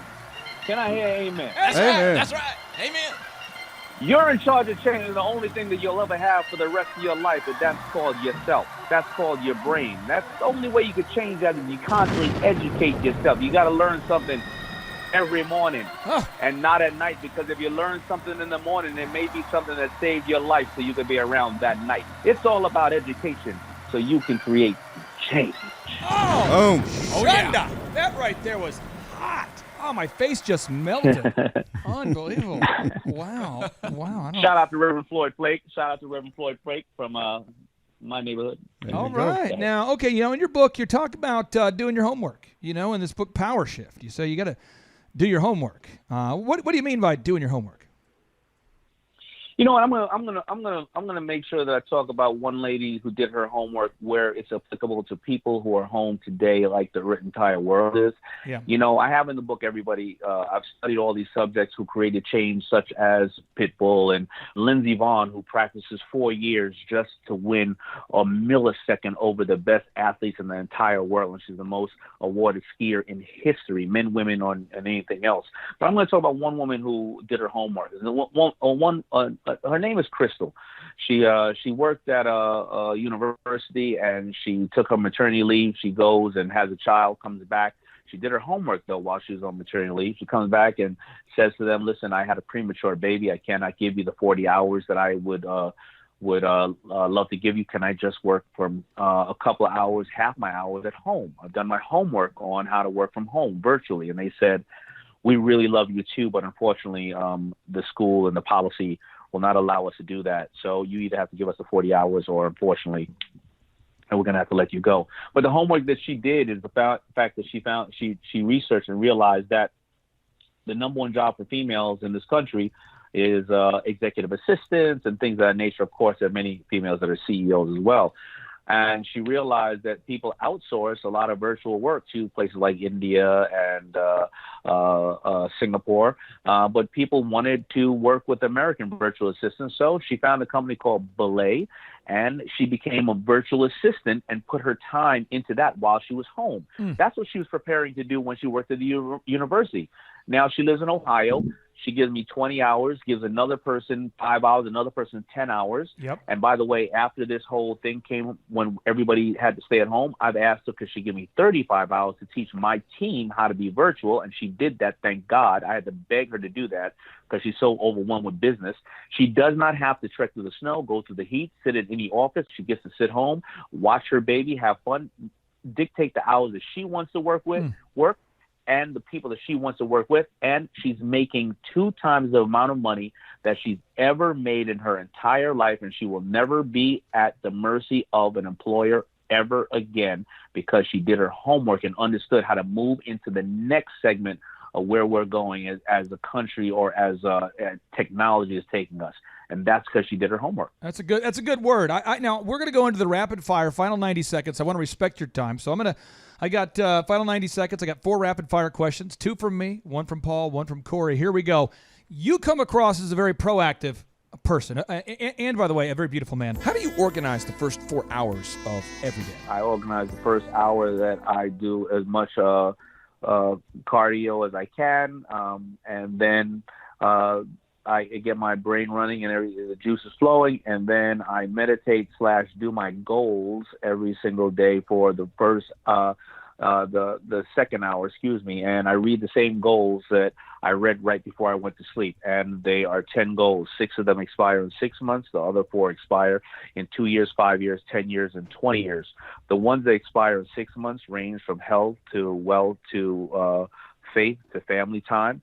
And the reason I read them before I go to bed is because the last thing I want to think about when I go to sleep, because science has proven that almost 75% of the things that you think about when you go to bed is either what you fear is going to happen or you hope is going to happen. The reason I read them when I wake up in the morning is I take one action towards every one of those goals. And I never hit those 6 months goals because I set them so high. But if I'm supposed to, argument's sake, make $100 in that 6 months, I'm going to make $50, and I'm going to reset it to make $200 the next 6 months. Then after that, I spend about an hour on the phone answering all the things that I can do without being in the office or the plane or the train, so I can have some silence around me and not be disturbed by anybody else. And then after that, I would probably eat my first meal, which would be around lunch. Wow. Okay, that right there, folks. The first hour, cardio. The second hour, planning goals. The third hour, making calls. And then after that, eat some lunch.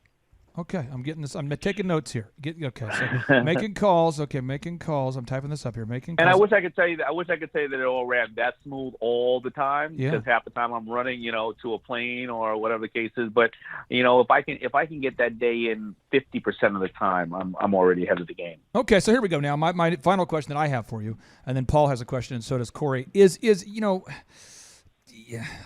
A lot of entrepreneurs do stuff that's everyone else says is weird, like an idiosyncrasy, but it's kind of like their superpower. Steve Jobs wore the same thing every day. Zuckerberg does that. Obama started wearing the same thing or similar things every day.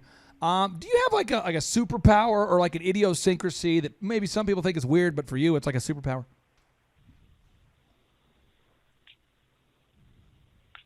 I personally don't think so. I think I write down a bunch of notes on pieces of paper, and I have a million pieces of paper in my hand, and then in my pocket, and then I go in and jot them down during that. When I said I go to bed at 2 a.m, it's when I'm organizing all those notes. That's probably about it. And then most people know me from wearing my suits and being somewhat fashionable, but I'm usually in a hoodie and sweats all the time, so I'm comfortable because I do wear suits so often, and when I have that time to relax, I don't want to think about what I need to wear. I just throw it on, very much a Zuckerberg look, but with sweatpants, and run around, and people are just usually surprised at that.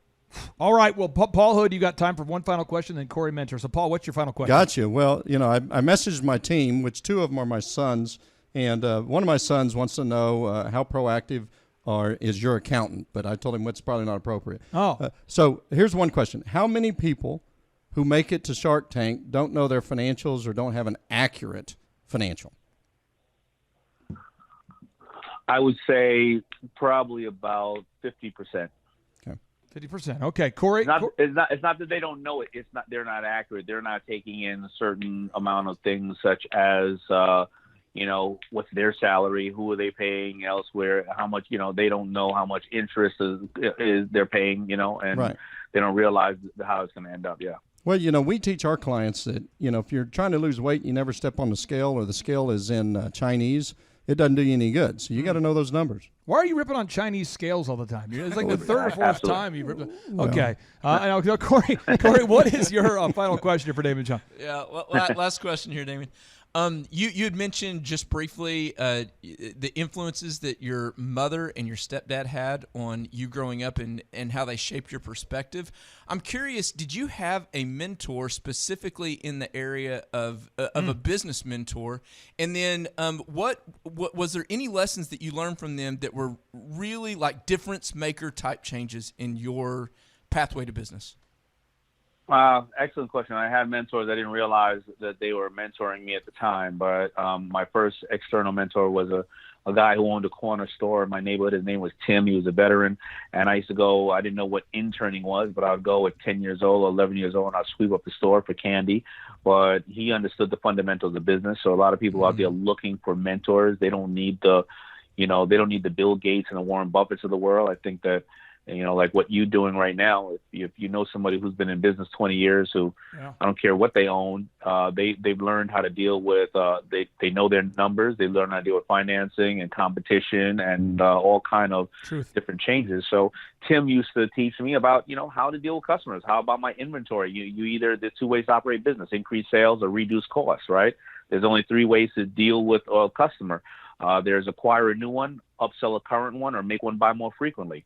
And I would learn these things from like Tim, and then I would later go on and I would learn from different other mentors about customer service, about over providing for the customer, about quality insurance. But I would do that over the course of my 20 years growing. I would always seek mentors, and even till today, I still have gone out to seek other mentors, depending on where my life is going. So I think life is a series of mentors.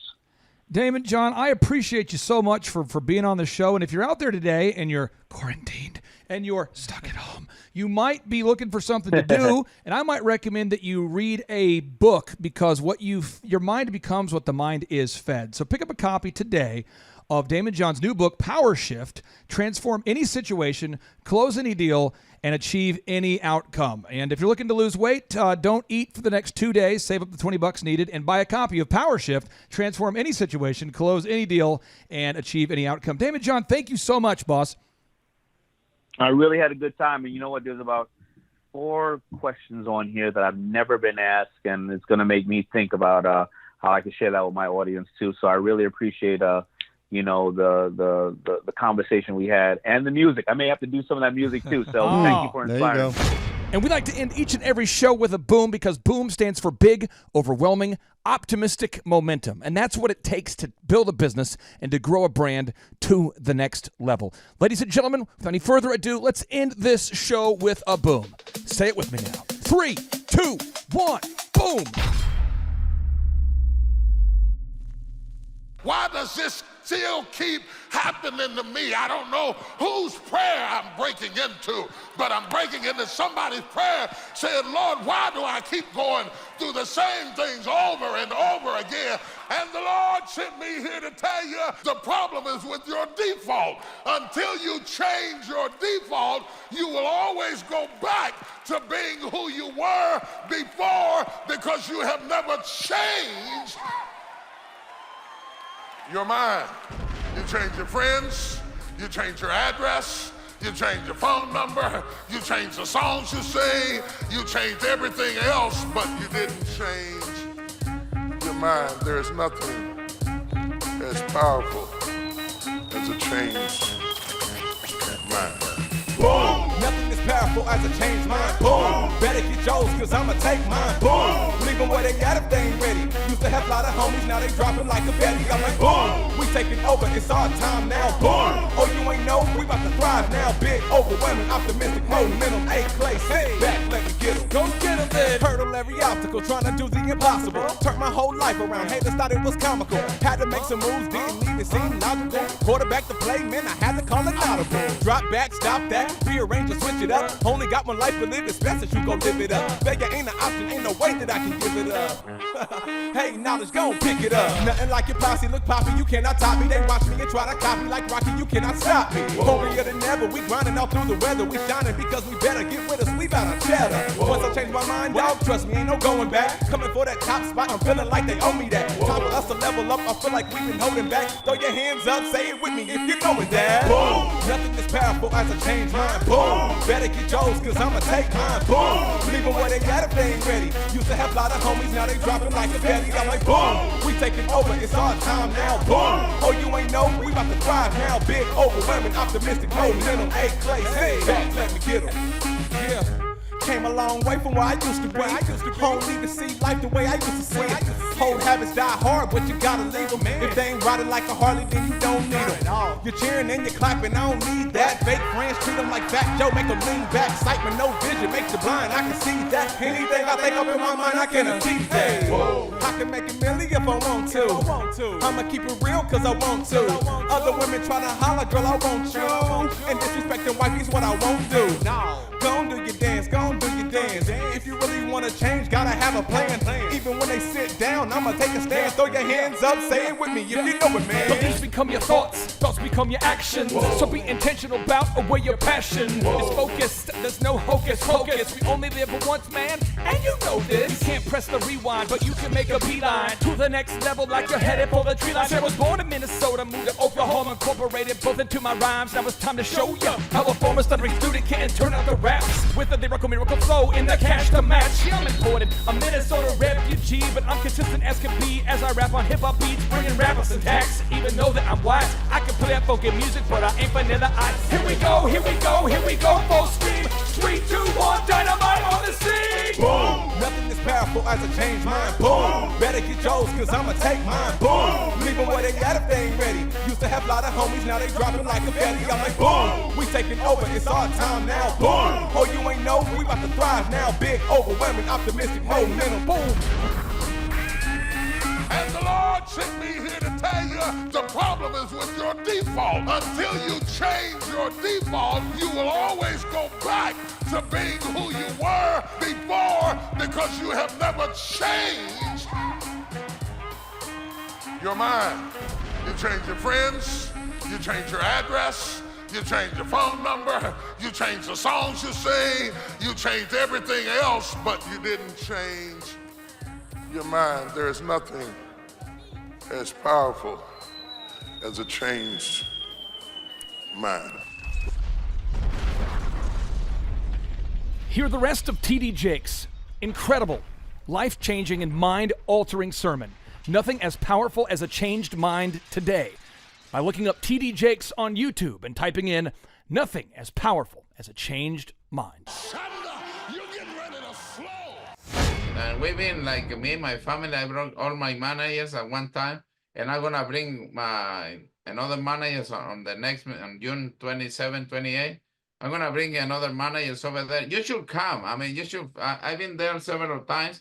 Me, my sons, my wife. We've been there. You have to be there in order to believe it. You have one. I mean, you out of several books, but the Millionaire, whatever, the big huge book. You have to read it. It's the one. I read it from one page to the end to several times already. It's worth thousands, if not millions. The price is unbelievable. All right, ladies and gentlemen, on today's show, we have an opportunity to interview a wonderful longtime client. His business is called tortillasoup.com. It is a Mexican restaurant with multiple locations, and I'm super excited to have the owner, the founder of the company, Saul Mendoza. Welcome onto the Thrive Time Show. How are you, sir? Life is beautiful. Thank you. It's a pleasure to work with you, my friend. I got to ask you, how did you initially hear about the business coaching that we do? Somebody told me about the great job you do it, and I read the book, and I decided to go to the tradeshow.com. That's the most important thing is happening for my life. Oh, my. I love you. I love you, all of you guys. Now, I tell my team all the time, and I think Jordan probably tells you, I absolutely love your family, love you guys. It's just I really feel like you understand the same values and mindset to work ethic that we bring. But I want people to know this. Before we met, you had been in business since, I think, 2008. Is that correct? It's correct. It's correct. When I opened Tortilla Soup, it was 2008 when the crisis was in the country. I don't believe in crisis. I just believe in hard work. I love. Now, what? I love you. Well, let me ask you this: what motivated you to start your restaurant in 2008? Hungry. All the immigrants who come to this beautiful country, we are lucky to be in this beautiful country. Hungry. You need to bring up money for your family, your wife.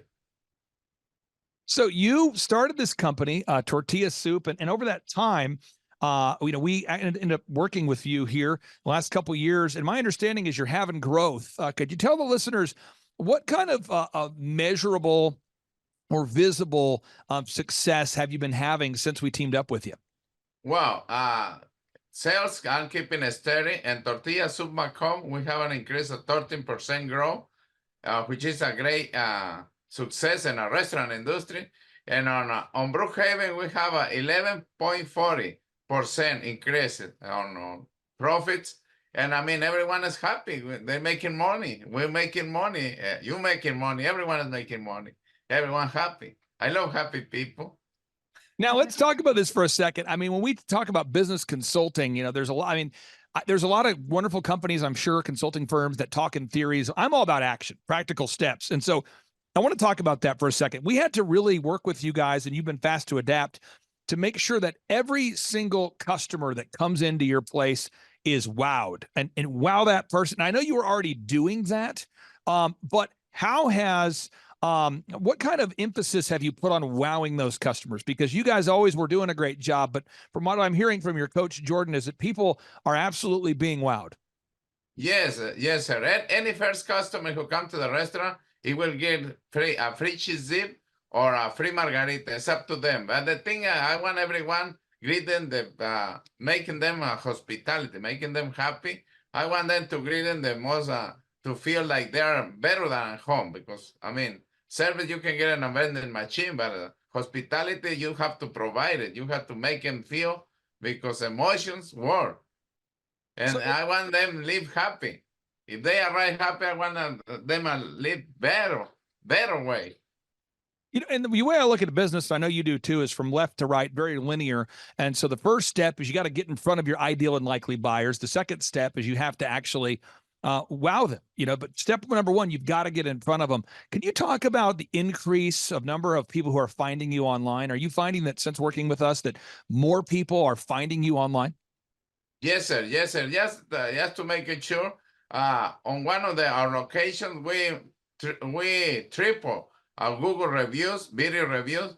People is happy to providing us the video and Google reviews, because, I mean, we provide quality, but we didn't know we had to increase the Google and video reviews. Now, every server, or most of them, the A players, they're happy to provide video reviews, and people is happy to provide us with that, because that way, some people they even drive 3 or 4 hours because we're making noise on the internet, we're making noise on I mean, all over social networks. I mean, it's incredible. It's incredible. And one location I don't improve it the way you tell me us, because one of the managers, he doesn't believe it, and the sales are less and less. And when you guys, oh my God, we keep growing. So you're getting more people in now. You're more people are finding you online. Yes, sir. Yes, sir. More people. Do you think it's the number of new people finding you? I mean, you're in the restaurant, you manage the teams, you manage the locations. Do you feel like is it maybe double the amount of first-time customers that are finding you online, or is there some sort of number or metric you found there? More than double, more than double. That's why we have sales increasing. I mean, more than double. I mean, I'm pretty sure we making a lot of people, they find us online, especially because the video reviews, the Google reviews. Some we texting them also, because we have a lot of customers, and we text them every Sunday to them. Sometimes we do on Mondays, and I mean, we see the numbers grow on those days when we text them. Oh my. You see the numbers. I love the numbers. I'm a numbers guy too. So step number one, marketing, that's happening. We're getting in front of ideal and likely buyers. If I'm getting it right, you're having more than double the number of first-time customers. 2, you got to wow the customers in your restaurant. And again, you have 2 and you have multiple locations. Can you tell us what city and state your locations are in there, sir? Yes, sir. We have 2 locations in Macomb and Brookhaven, Mississippi. And we have another location on Louisiana. So, and we are about to open another one coming, I guess July, or it's gonna be another location in July in Summit, Mississippi. So, amen to that. It's gonna be 5 locations. So step number one, again, folks, you got to market to those customers. And that's one of the things we've worked on together, is to help you reach more of your ideal and likely buyers through search engine optimization, through online brand reputation enhancement, through social media advertisement, et cetera. The second is we got to implement a checklist to wow the new customer. And you said that one of the things you're doing in your store, and again, folks, if you have a restaurant out there today, you want to optimize the site, the sound, the smell, the experience for the first-time customer, the site, the sound, the smell, the experience. And you're saying first-time customers get what now when they come into tortillasoup.com? Free cheese dip or free margarita. If they drink, we give them a free margarita. If they don't, we give them a free cheese dip. I mean, sometimes they want something else. We provide it. Don't care. First customers, you have to treat them like kings or queens, because they're king and queens. I mean, that's what it's all about, to treat them, that make them feel very important, no matter what.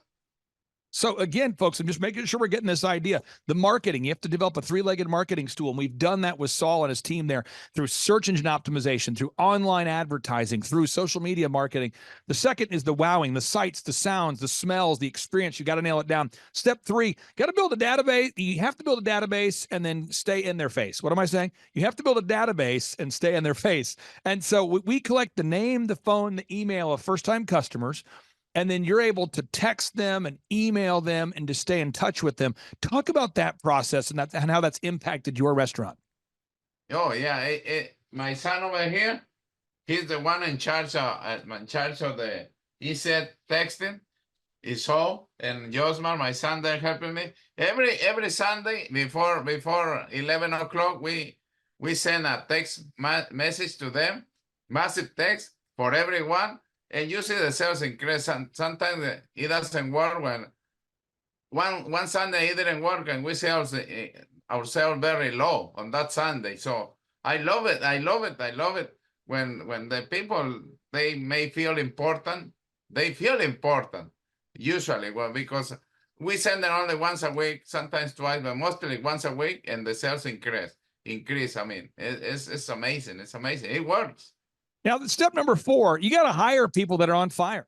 You've got to hire people that are on fire. There's certain people that want to work and certain people that don't. And unfortunately, we have some people that do want to work and some people that don't want to work. And so the solution is we implement a system, a hiring process. We call it the group interview, but it's a hiring process. Can you talk about how implementing our turnkey hiring process has impacted your business? Yeah, before you and even my managers, they were not believing in hiring and group. But then I saw you, how you did it. I read it about your book. You tell us, Jordan told me also. And we do a group meeting every Wednesday at 9 a.m. Every Wednesday is a group meeting. Sometimes we post on social networks and Indigo also. And we do a group meeting. I mean, they have to ask me questions about what they wanted or what their goals, what the money goals, and then whatever. And then from there, you see if they come on time, in time, every time. I told them, that's what I tell them. I start on time, no matter what. If they don't come on time, they're not going to be working at tortilla soup. I like to hire 8 players. And since we're doing this every week, group interview meeting, we have a lot of 8 players coming. And the C and B players, they leaving. I don't care about the C players. Maybe the B players, but I want 8 players all the time.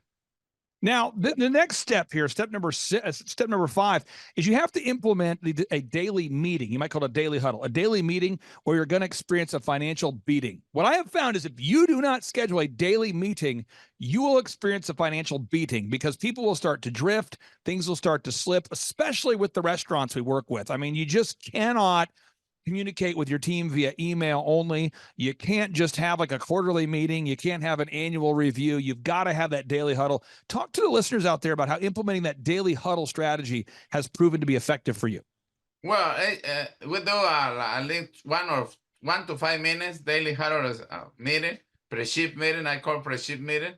I mean, they have to know what are the specials, how they should be treating the customers, and how the food should be handled to the customers. I mean, we have to treat them well. We have to remind them of daily special. We have to remind them the customer tell us when they're happy or what we need to improve. That way we can improve. We're willing to take comments on people in order to get progress. I mean, and we do a daily meeting, especially with the 8 players. They encourage the other players. I like happy people. I like happy, and that's how we do. Every shift. This tracking thing is super big. The tracking, I always tell people, again, we're going back to step 6 here. Implement tracking, or you're going to start to find that you're financially slacking. What am I saying? Implement tracking, or you're going to start to find you're financially slacking. You do a great job of that. The tracking sheet really is what matters. It's like keeping score in business. Talk to the listeners out there about how implementing the tracking system has impacted your company. Well, the tracking system, the tracking sheet, you know, first thing, where the customers coming from. If they coming by word of mouth, if they coming by Google Ads, by ad rolls or whatever. And the other thing, you tracking your numbers also. So whatever you say, I can prove it is real. It's not just talking or saying something else. Something is not real. We see the numbers every week, and we have yearly goal. And we see if we getting or not getting to that goal. I mean, keeping all the numbers in one sheet is more amazing. I didn't know. We did it once in a while. Now we have consistency, self-discipline, and then bad managers leave also because they don't want to be tracked. I mean, now there's no excuses. We have to see the numbers on a real time, every day, every week, every year, every quarter. Now, final question for you here before we wrap up, and I appreciate you carving out time for us, is there's a lot of people that they have a business right now, and it is stuck. And one of my highlights of having our business conference every couple of months is I love seeing you guys. I love seeing your son, love seeing your family. I love being in the room with other successful entrepreneurs. I like seeing all my clients come to these events and hearing about their success stories and having them share how they're implementing it. And so to me, the workshops, the highlights to me of our workshops is to meet great people like you who are actually growing as a result of implementing these systems. However, a lot of people are maybe a little bit concerned or resistant to scheduling a free 13-point assessment. Maybe they think there's going to be some weird bait and switch or upsell. Maybe they got screwed over or scammed over somewhere else. What would you say to somebody out there that's thinking about scheduling a free 13-point assessment today, or somebody who's thinking about coming to one of our in-person 2-day interactive business workshops? Oh, they have to do it. They have to do it. And we've been like me and my family, I brought all my managers at one time. And I'm gonna bring another managers on the next on June 27, 28. I'm gonna bring another managers over there. You should come. I mean, you should. I've been there several times. Me, my sons, my wife. We've been there. You have to be there in order to believe it. You have one. I mean, you out of several books, but the Millionaire, whatever the big huge book, you have to read it. It's the one I read it from one page to the end several times already. It's worth thousands, if not millions. The price, the price is unbelievable. It's unbelievable. You have to be at the show. Do you actually, I try to write books that entrepreneurs would want to read. I try to make it, I know it sounds crazy, but I try to write books that have words, but a lot of graphics. Do you like those graphics that are in the books and the different supporting images? Is that helpful for you? Yeah, I love it. That's why I love it. It's not a regular book. Just words and things. I like the graphics. I like the jokes. You have some jokes over there. I like the quotes. I mean, even a third grade child can learn from that book. I mean, it's easy. I mean, you have several examples over there. I mean, a lot of. It's no doubt. I mean, you should read it. You should read it. I read my whole life like 1,000 books or maybe more.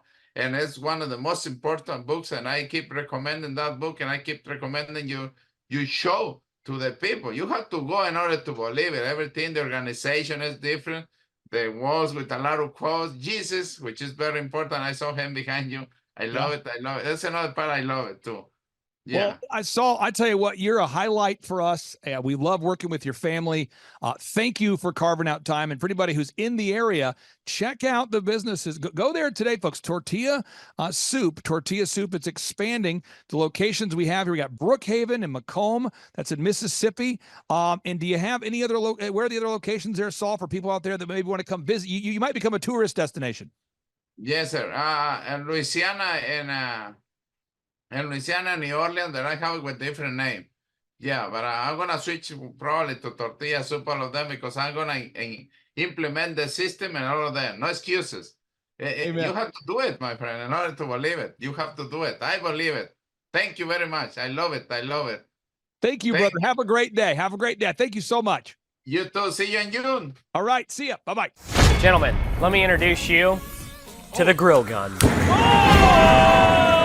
Hi, I'm Bob Healy. I'm the inventor of the grill gun and the sous vide gun. Tim Tebow is coming to Tulsa, Oklahoma, June 27th and 28th. We've been doing business conferences here since 2005. I've been hosting business conferences since 2005. And a lot of people, have followed Tim Tebow's football career on the field and off the field. And off the field, the guy's been just as successful as he has been on the field. Now, the big question is, JT, how does he do it? Well, they're going to have to come and find out because I don't know. Well, I'm just saying, Tim Tebow's going to teach us how he organizes his day, how he organizes his life, how he's proactive with his faith, his family, his finances. He's going to walk us through his mindset that he brings into the gym, into business. It is going to be a blasty blast in Tulsa, Jerusalem.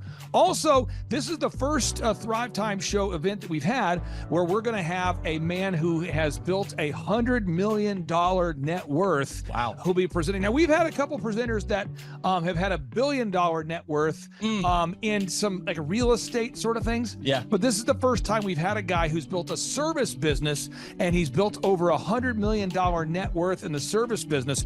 It's the yacht driving, multi-state living guru of franchising. Peter Taunton will be in the house. This is the founder of Snap Fitness, the guy behind 9 Round Boxing. He's going to be here in Tulsa, Oklahoma, June 27th and 28th. JT, why should everybody want to hear what Peter Taunton has to say? Oh, because he's incredible. He's just a fountain of knowledge. He is awesome. He has inspired me listening to him talk. And not only that, he also has, he practices what he teaches. So he's a real teacher. He's not a fake teacher like business school teachers. So you got to come learn from him. And now the best-selling author of The Carnivore Diet and the multiple-time Joe Rogan guest, Dr. Sean Baker, joins our 2-day interactive business growth and life optimization workshop. Also, let me tell you this, folks. I don't want to get this wrong, because if I get it wrong, someone's going to say, you screwed that up, buddy. So Michael Levine, this is Michael Levine. He's going to be coming. You say, who's Michael Levine? I don't want to get this wrong. This is the PR consultant of choice for Michael Jackson, for Prince, for Nike, for Charlton Heston, for Nancy Kerrigan, 34 Grammy Award winners, 43 New York Times bestselling authors he's represented, including pretty much everybody you know who's been a super celebrity. This is Michael Levine, a good friend of mine. He's going to come and talk to you about personal branding and the mindset needed to be super successful. The lineup will continue to grow. We have hit Christian recording artist Colton Dixon in the house. Now, people say, Colton Dixon's in the house? Yes, Colton Dixon's in the house. So if you like top 40 Christian music, Colton Dixon's going to be in the house performing. The lineup will continue to grow each and every day. We're going to add more and more speakers to this all-star lineup. But I encourage everybody out there today, get those tickets today. Go to thrivetimeshow.com. Again, that's thrivetimeshow.com. And some people might be saying, well, how do I do it? What do I do? How does it work? You just go to thrivetimeshow.com. Let's go there now. We're feeling the flow. We're going to thrivetimeshow.com. Again, you just go to thrivetimeshow.com. You click on the business conferences button, and you click on the request tickets button right there. The way I do our conferences is we tell people it's $250 to get a ticket. Yep. Or whatever price that you can afford. And the reason why I do that is I grew up without money. JT, you're in the process of building a super successful company. Yep. You start out with $1 million in the bank account? No, I did not. Nope, did not get any loans, nothing like that. Did not get an inheritance from parents or anything like that. I had to work for it, and I'm super grateful. I came to a business conference. That's actually how I met you, met Peter Taunton. I met all these people. So if you're out there today and you want to come to our workshop, again, you just got to go to thrivetimeshow.com. You might say, well, when's it going to be? June 27th and 28th. You might say, well, who's speaking? We already covered that. You might say, where's it going to be? It's going to be in Tulsa, Jerusalem, Oklahoma. And someone says, Tulsa, Jerusalem. I'm really trying to rebrand Tulsa as Tulsa, Jerusalem, sort of like the Jerusalem of America. But if you type in Thrive Time Show and Jinx, you can get a sneak peek or a look at our office facility. This is what it looks like. This is where you're headed. It's going to be a blasty blast. You can look inside, see the facility. We're going to have hundreds of entrepreneurs here. It is going to be packed. Now, for this particular event, folks, the seating is always limited because my facility isn't a limitless convention center. You're coming to my actual home office, and so it's going to be packed. So when? June 27th and 28th. Who? You're going to come. Who? You? I'm talking to you. You can just get your tickets right now at thrivetimeshow.com. And again, you can name your price. We tell people it's $250 or whatever price you can afford. And we do have some select VIP tickets, which gives you an access to meet some of the speakers and those sorts of things. And those tickets are $500. It's a 2-day interactive business workshop, over 20 hours of business training. We're going to give you a copy of my newest book, The Millionaire's Guide to Becoming Sustainably Rich. You're going to leave with a workbook. You're going to leave with everything you need to know to start and grow a super successful company. It's practical, it's actionable, and it's Tebow time right here in Tulsa, Jerusalem. Get those tickets today at thrivetimeshow.com. Again, that's thrivetimeshow.com. Hello, I'm Michael Levine, and I'm talking to you right now from the center of Hollywood, California, where I have represented over the last 35 years 58 Academy Award winners, 34 Grammy Award winners, 43 New York Times bestsellers. I've represented a lot of major stars, and I've worked with a lot of major companies. And I think I've learned a few things about what makes them work and what makes them not work. Now, why would a man living in Hollywood, California, in the beautiful sunny weather of LA, come to Tulsa? because last year I did it and it was damn exciting. Clay Clark has put together an exceptional presentation, really life-changing, and I'm looking forward to seeing you then. I'm Michael Levine. I'll see you in Tulsa. James, did I tell you my good friend John Lee Dumas is also joining us at the in-person 2-day interactive Thrive Time Show Business Workshop? That Tim Tebow and that Michael Levine will be at. Have I told you this? You have not told me that. Oh, he's coming all the way from Puerto Rico. This is John Lee Dumas, the host of the chart-topping EOFire.com podcast.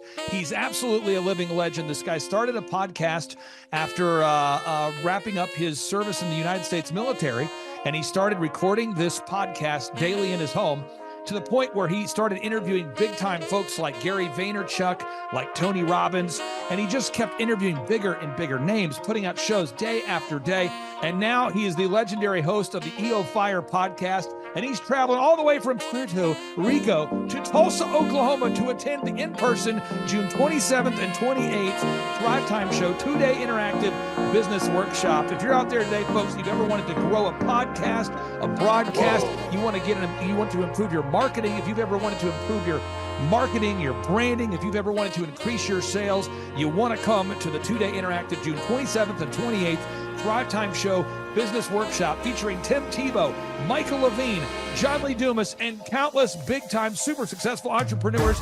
It's going to be life-changing. Get your tickets right now at thrivetimeshow.com. James, what website is that? ThriveTimeshow.com. James, one more time before enthusiasm. ThriveTimeshow.com. Shot everything rides on tonight.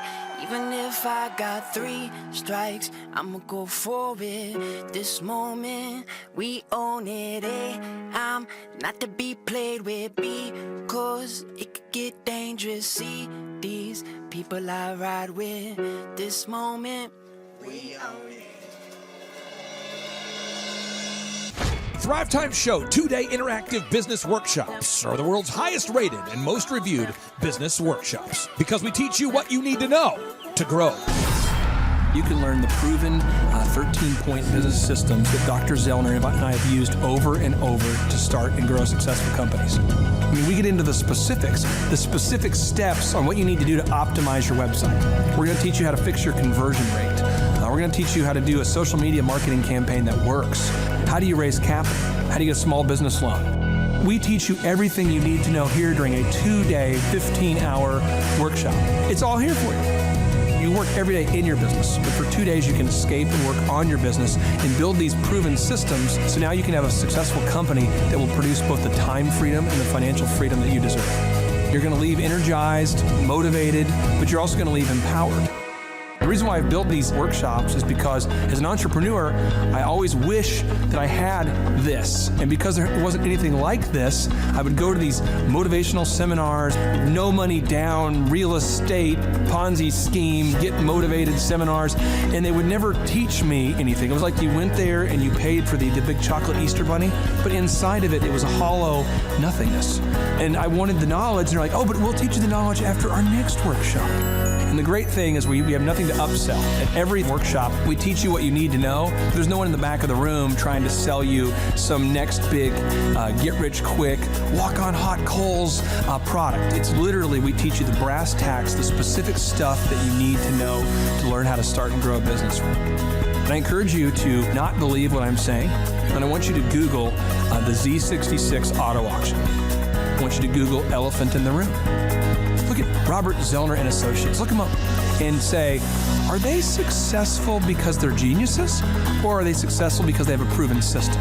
When you do that research, you will discover that the same systems that we use in our own business can be used in your business. Come to Tulsa, book a ticket, and I guarantee you it's going to be the best business workshop ever, and we'll even give you your money back if you don't love it. We've built this facility for you, and we're excited to see you.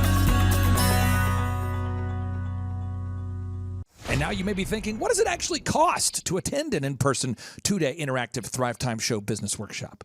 Well, good news. The tickets are $250 or whatever price that you can afford. What? Yes, they're $250 or whatever price you can afford. I grew up without money, and I know what it's like to live without money. So if you're out there today and you want to attend our in-person 2-day interactive business workshop, all you got to do is go to thrivetimeshow.com to request those tickets. And if you can't afford $250, we have scholarship pricing available to make it affordable for you. I learned at the Academy, Kings Point in New York. Acta non verba. Watch what a person does, not what they say. Whoa. Good morning, good morning, good morning. Robert Kiyosaki, the Rich Dad Radio Show. Today I'm broadcasting from Phoenix, Arizona, not Scottsdale, Arizona. They're close, but they're completely different worlds. And we have a special guest today. Definition of intelligence is if you agree with me, you're intelligent. And so this gentleman is very intelligent. I've done this show before also, but very seldom do you find somebody who lines up on all counts. And it's a Mr. Clay Clark. He's a friend of a good friend, Eric Trump. But we're also talking about money, bricks, and how screwed up the world can get in a few and a half hour. So Clay Clark is a very intelligent man, and there's so many ways we could take this thing. But I thought, since you and Eric are close, Trump, what were you saying about what Trump can't, what Donald, who's my age, and I can say or cannot say? First of all, I have to honor you, sir. I want to show you what I did to one of your books here. There's a guy by the name of Jeremy Thorne, who was my boss at the time. I was 19 years old, working at Faith Highway. I had a job at Applebee's, Target, and DirecTV. And he said, "Have you read this book, Rich Dad, Poor Dad?" And I said, "No." And my father, may he rest in peace, he didn't know these financial principles. So I started reading all of your books and really devouring your books. And I went from being an employee to self-employed to the business owner to the investor. And I owe a lot of that to you. And I just wanted to take a moment to tell you thank you so much for allowing me to achieve success. And then I'll tell you all about Eric Trump. But I just want to tell you thank you, sir, for changing my life. But not only that, Clay, thank you, but you become an influencer.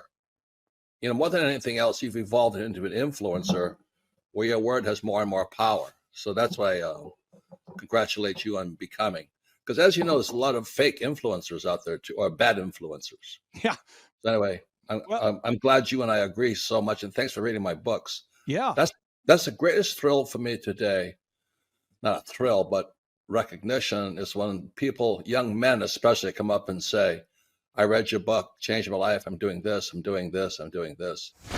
I learned at the Academy, Kings Point in New York.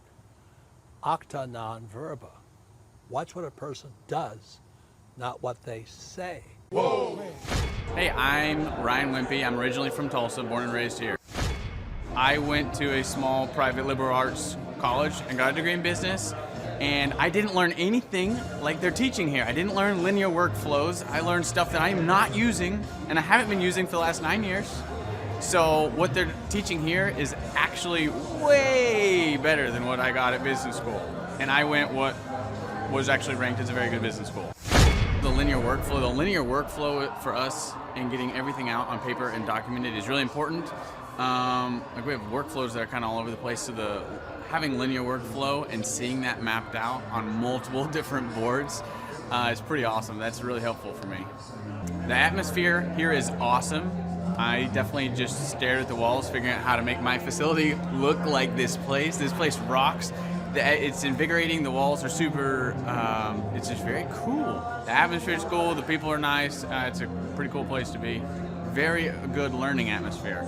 I literally want to model it and steal everything that's here at this facility and basically create it just on our business side.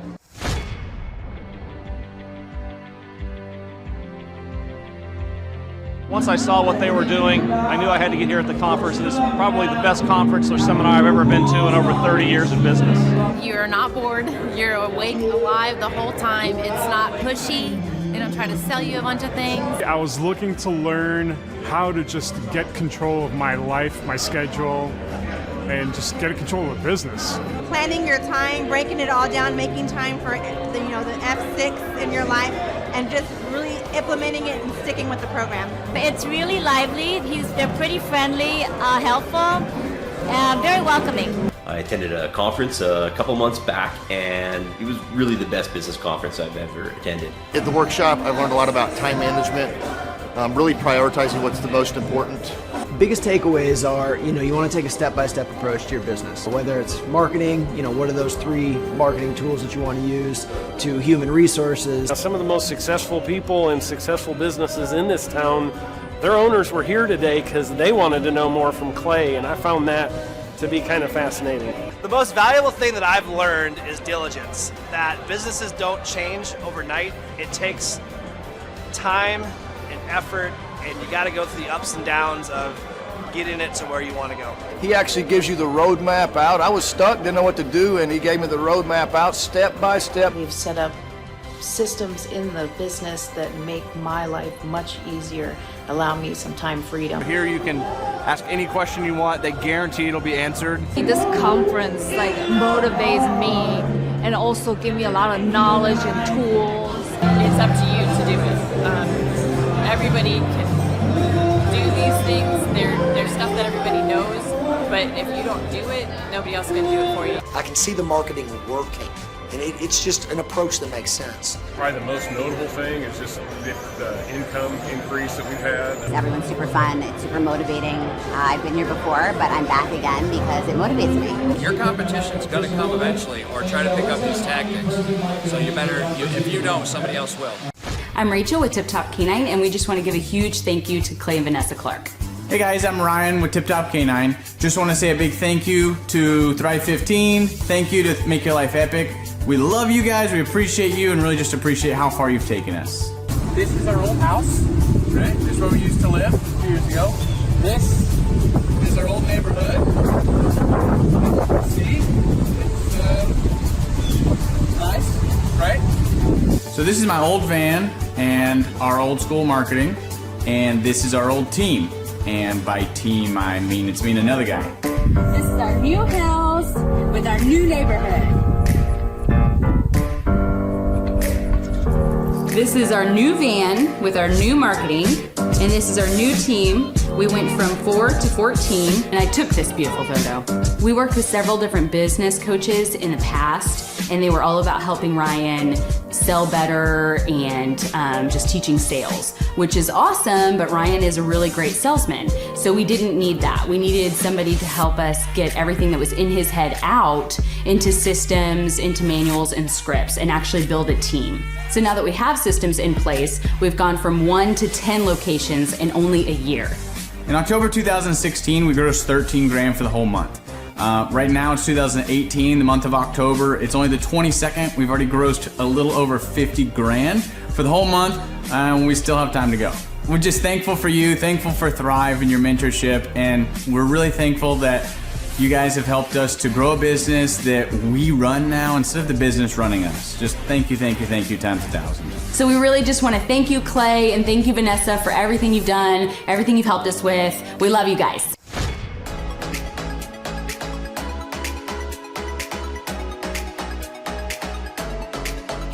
If you decide to not attend the Thrive Time workshop, you're missing out on a great opportunity. The atmosphere of Clay's office is very lively. You can feel the energy as soon as you walk through the door, and it really got me and my team very excited.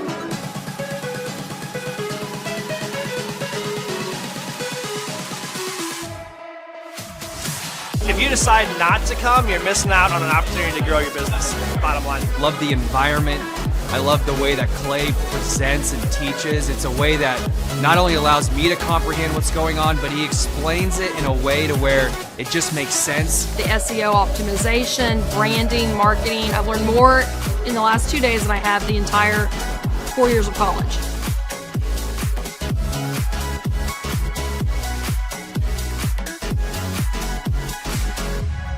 The most valuable thing that I've learned, marketing is key. Marketing is everything. Making sure that you're branded accurately and clearly. How to grow a business using Google reviews, and then just how to optimize our name through our website also. Helpful with a lot of marketing, search engine optimization, helping us really rank high in Google.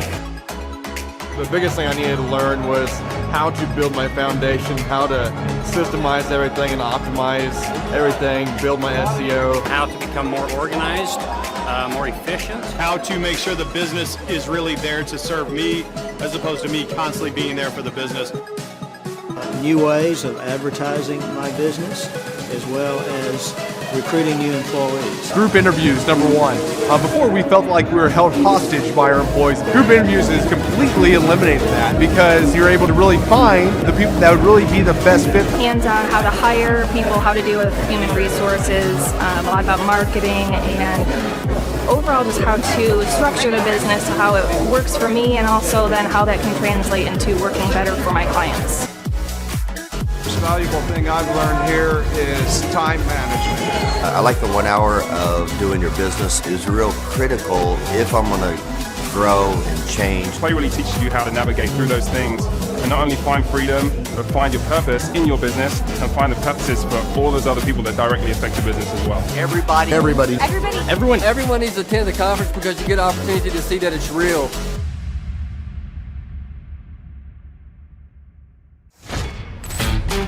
Hey, Flyover family, come join us June the 27th and 28th, 2024 in Tulsa, Oklahoma. We're going to be there with Clay Clark and an amazing group of individuals that have made such a difference in so many people's lives. Do you want to increase your production in a job? Do you want to make more sales? Do you want to own your own business? Do you want to have breakthroughs financially? The key to that is knowledge. Clay Clark is anointed to help people in business. We've watched him over the last couple of years and we've been blown away. He's part owner of over 160 businesses, $2.4 billion in sales. So before politics and the Great Reset came into Clay's life, he had the #1 rated Apple podcast. And he interviewed people like Anthony Robbins, Seth Godin, the top authors, the top business minds in the world. At this specific event, there was an interesting cast of characters that come from gangs to American Idol. Some of the guests that are going to be there: Michael Levine, Colton Dixon, Peter Taunton, John Lee Dumas, Mondo de la Viga, and Tim Tebow. They're there to share what they've done and their breakthroughs and what their story is. And then Clay lays his map of business success, calls the path for every person to follow. So you may be sitting there thinking, okay, I get it. What do I have to do? Go to thrivetimeshow.com. When you get there, the tickets are $250 or whatever you can afford. Yes, you got that right. $250 or whatever you can afford. You can name your price. So there are no excuses. You have to join us there. There are only a few VIP tickets left, like David said, special dinner and special time with the speakers. That is $500 while they last. So $500, only a few left if you want a VIP ticket. We want to meet these speakers as well, so we got VIP tickets. I want to meet Tim Tebow. I do too. The date is June the 27th and 28th, 2024 in Tulsa, Oklahoma. Go to thrivetimeshow.com to get your tickets.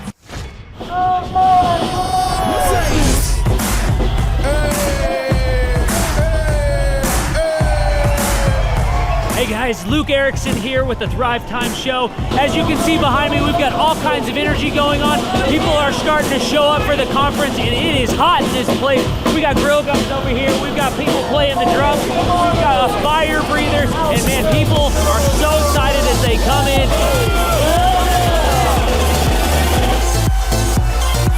The conference is kicked off. This house is packed. We've got Aaron Hansis with Shotguns up there. We've got Steve Currington with Total Lending Concepts up there talking about what is possible when you just implement, when you do the proven system. It's so exciting.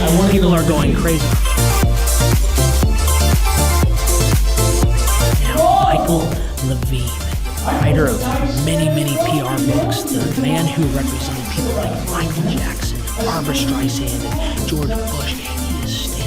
He's speaking to the people here at our conference, talking about branding. One of the greatest branding experts alive today is here at our conference, talking to entrepreneurs.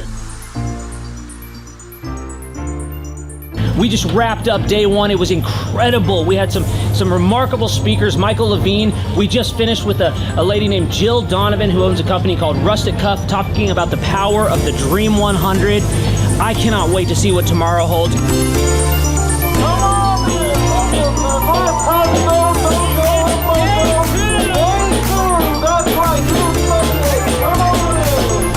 Hey guys, Luke Erickson with the Thrive Time Show here with you. It is day 2 and the energy is high. People are so excited to be showing up. day 2. Follow me.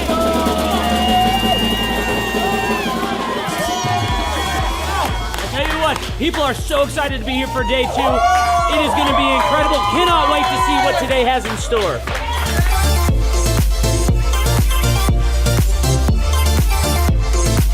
Right now, here at the conference, we've broken into groups going over search engine optimization. And I know for most of us, myself included, if you hear that term, you go, what is that? What does that mean? That's too techie for me. Well, our experts are breaking it down for people so that you can clearly understand how to come up top in Google. It's doable. It's possible. Now we're in the middle of a break, and what we like to do is we like to give you as much tangible and relevant information from about the start of the hour for 45 minutes. Then we take approximately a 15-minute break to allow people to connect with other entrepreneurs around them, bathroom breaks, and also use this time to just really digest all of the good information that you're receiving the whole time. Right behind me, we've got Bob with his grill gun, melting an ice sculpture. It is awesome. The ice sculpture represents our life, right? It's here for a time, but we all need to have the sense of urgency to implement the things that we're learning so that we can make the most of the time that we have.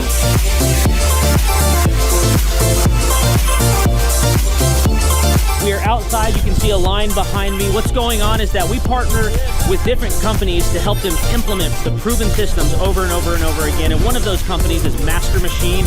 And so what we like to do is partner with these companies to also help them give samples to other people as they come to the conference and truly get their name out.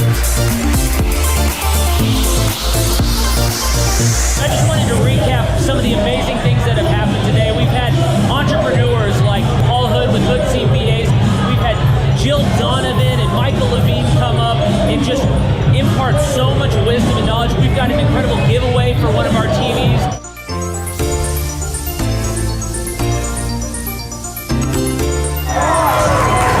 Hey there, Thrive Nation. One of the things that we love most about our business conferences is that we want every entrepreneur to leave with their questions answered. So what we do is we let them put the questions up on the board here so that they can ask their specific questions, and Clay will not end the conference until every question is answered.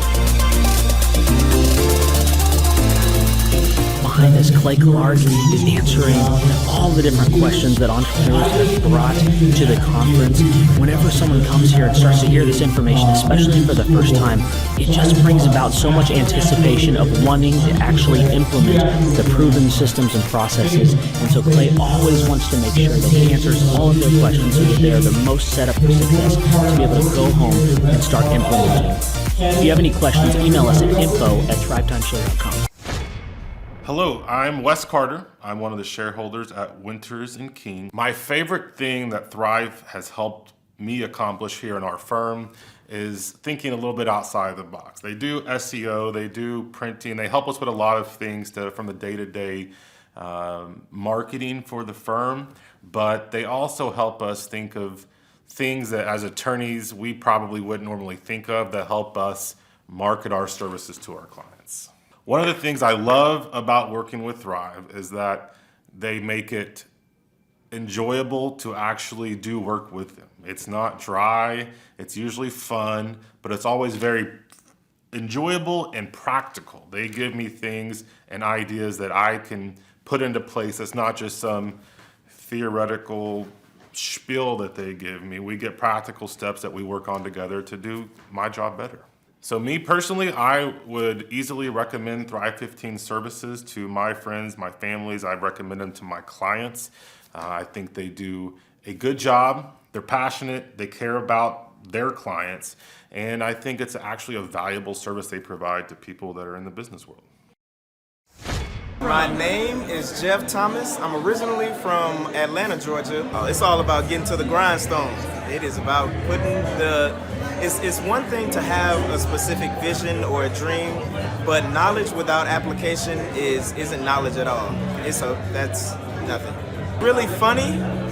The atmosphere is very lively. Everybody that is working for Clay is very upbeat and not tired, not sluggish, not complaining, not whining. They don't have anything to do with those types of characteristics, it's all about getting to the grind and having fun while you do it.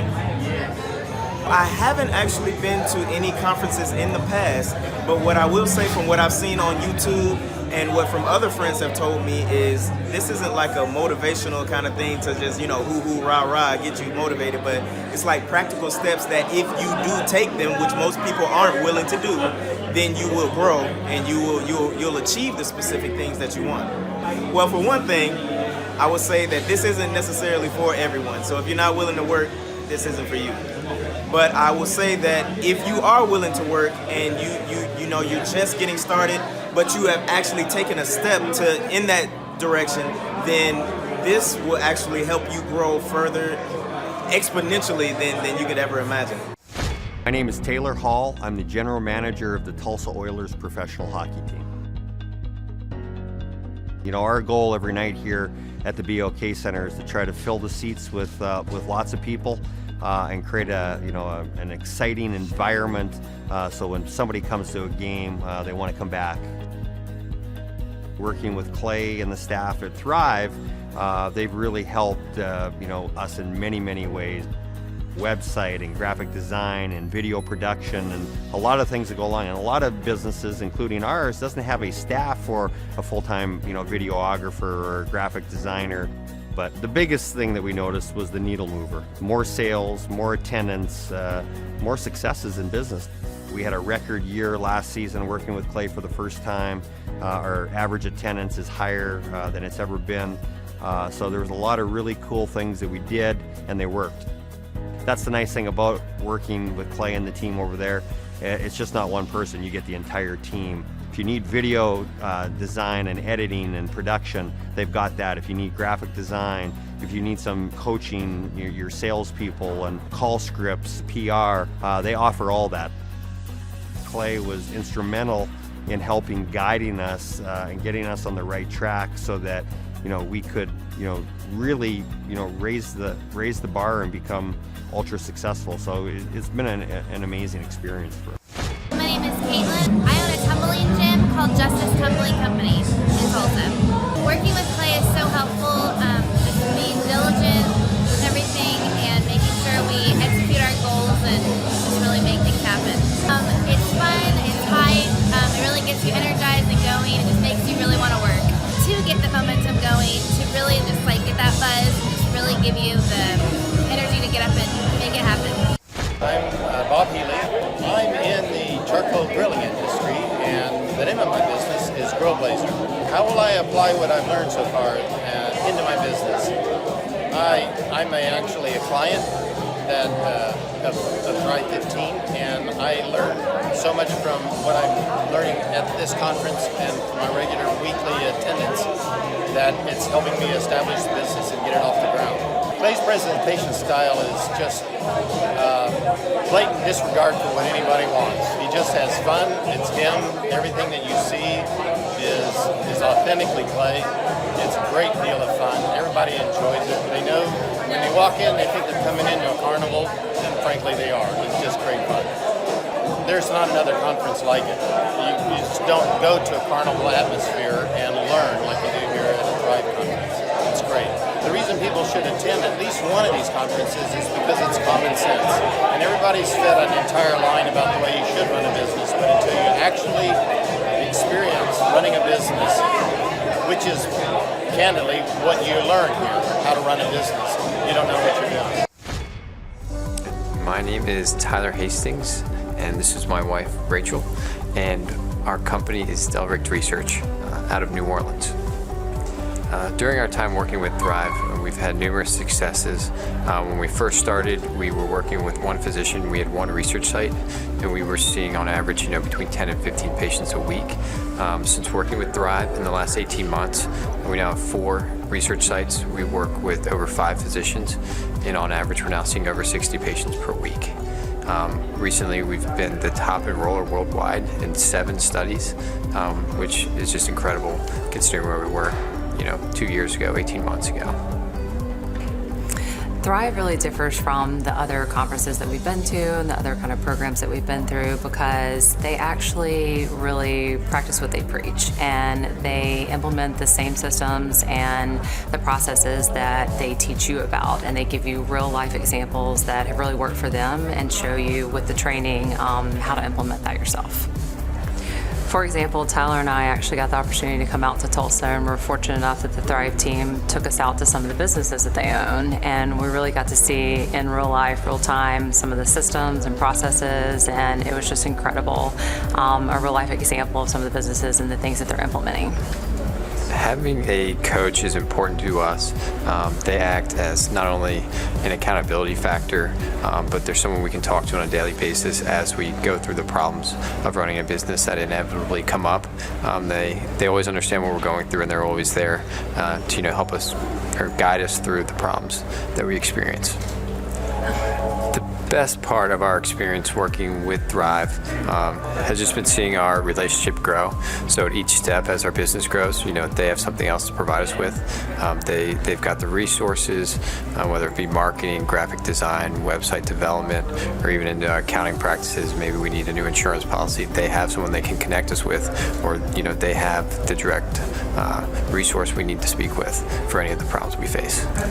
If someone's thinking about signing up for the coaching program, I would highly recommend that they call in for a free 30-minute coaching session and see exactly what the team can do for you. Just speak with someone, let them know what you're going through, and I think you'll find that, regardless of what you need, there's someone there that can help you.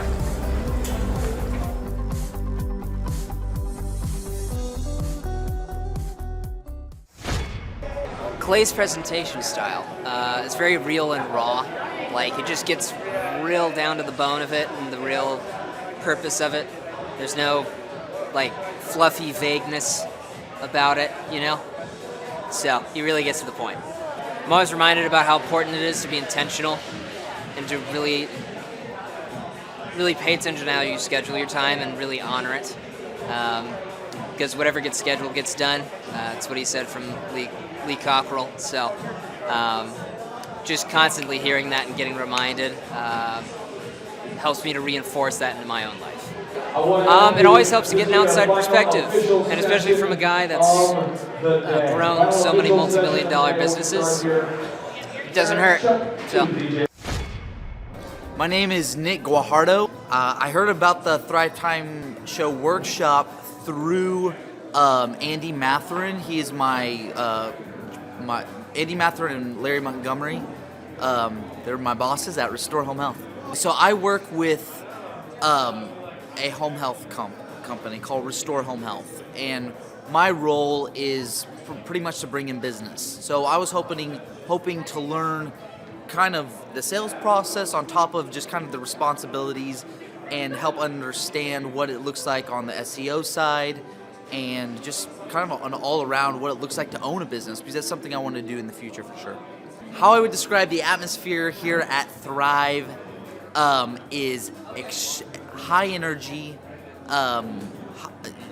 great professionalism, great people. It's a place you definitely want to visit and be at. Clay's delivery style, humorous, professional, hilarious. He does it. I haven't seen someone do it better. So he does a great job.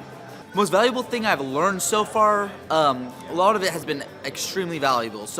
But one thing that's really stuck out to me is learning the SEO stuff. I mean, that is, I think, things you don't really even think about, and then you hear it, and you think you know it, but you don't know it. So I feel like that was the most valuable. Well, they're missing out on just what comes down to just basic applications to be a business owner. I mean, I feel like it's like an absolute necessity, to come here and learn the ins and outs, and maybe come here once or twice if they, take good notes, that kind of thing. Why? It's the experience here and what you can learn, absolutely. So marketing and SEO seemed like something that would be very scary, but then in the way that Clay and his team described it, it became very clear and concise, and something that's very accessible to any business owner. I've learned a lot about marketing at this conference and a lot about business management and HR, really everything, the key components of anybody's business. They're going to give you the best tools to be successful in it. So most workshops or conferences can be really boring, really one note, or they just seem so theatrical that it's a joke and it's not even giving you the tools that you need or that you came there for. But here it's still high energy, it's still fun, everything's to the point, but it's very professional, and you're missing out on easy steps to use in your business that are very accessible and very clear. My name is Abigail McCarter. The best thing I've learned so far is definitely like organization, schedule-wise, always keeping a to-do list, keeping your calendar organized. I'm kind of all over the place, so that's always good to know. So Clay's presentation style and the atmosphere is electric. It's so energetic, it's so fun. Clay's hilarious, but also knows a ton, so it's just really great all around. This conference is much different than any other conference I've gone to, again, because it's fun. Like a lot of other conferences, it's like really quiet, really cold, and you're just kind of get bored. But this one, you're like always engaged, you're always learning something, and the staff is amazing. They're always super helpful, so it's just been really great. My name's Clint Howard. We're a personal training and fitness training facility. Oh wow, I'm learning a ton. Like this morning so far has been search engine optimization. So really just the importance of being at the top of Google, how Google works and why it's so important to go out and get video reviews and testimonials and getting Google reviews. And so all those things we can take back and really apply that like immediately. So it's really cool to see not only how to do it, but really the relevance and importance of it for your long-term strategy of your business. Now, it's amazing. Actually, on the way in this morning and yesterday, I was videoing as I was walking in the front entrance. And actually, I go to a lot of seminars. I go to a lot of conferences, masterminds. I've been doing that since I was like 22 years old. So, gosh, almost 20 years now. And this is by far the most entertaining. Not only the content's amazing, but Clay and you guys do a great job of mixing in edutainment, entertainment where it's fun, it's fresh, it's lively. You never get bored. And I heard a study one time that the reason that children learn so much quicker is because it's fun, learning is fun. And so obviously Clay has nailed that, where it's very fun to be here and keeps you awake, keeps you energized. So I'm having a blast. Yeah, I think any business owner or someone that wants to own a business or considering starting a business should definitely come. I know that I was referred here by friends of mine and clients of mine, and I've referred other people. Again, just to understand what it takes to make a business successful, to have a good time, obviously, like I was just saying, have fun, and network. There's a lot of people here you can learn from, and there's a lot of breaks you can talk to other people. So I think this is a must-attend for anybody that owns a business or that wants to start a business. My name's Jamie Fagel. I'm with Jameson Fine Cabinetry. I heard about the conference through Andrew. He's the coach that I deal with here at the Thrive. The most valuable piece I found, even working with Andrew, but it's been solidified when it came here, was you got to actually do the things that they're telling you. With no action, you're not going to get anything from it. I would highly recommend this to almost anybody in business today. I have recommended it to some of my other business partners. It's phenomenal. It's really something that if you want to start a business, the old way of doing things is gone. This is what you got to do. It's the only way it'll work. Hey, this is Charles and Amber Koloff. We're the owners of Koloff Fitness. The way we're able to do that is working with Clay for the last 3 years. He has really readjusted our thinking and taught us that our business is here to serve us. And by doing that, we're able to live the lifestyle we want and take off on a random vacation last minute. So we had totally planned on being at the conference. So wish we could be there and meet all of you. We know you're having a great time. So yes, Clay in the last 3 years has helped us build all the necessary systems, checklists, workflows, task lists, time blocks, audits. that are always running and the right capable lieutenants to keep track of all that so that you too can get time freedom, financial freedom.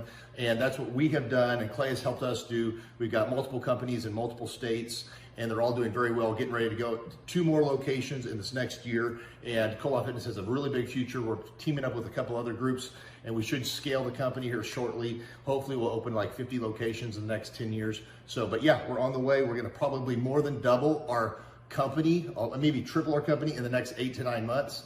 And it's just awesome. God is working in our business, and we're making Jesus and changing lives. We're a strong Christian company that focuses on making Jesus famous and changing lives in the fitness field. And this is Charles and Hammer Cola. Thank you, Thrive.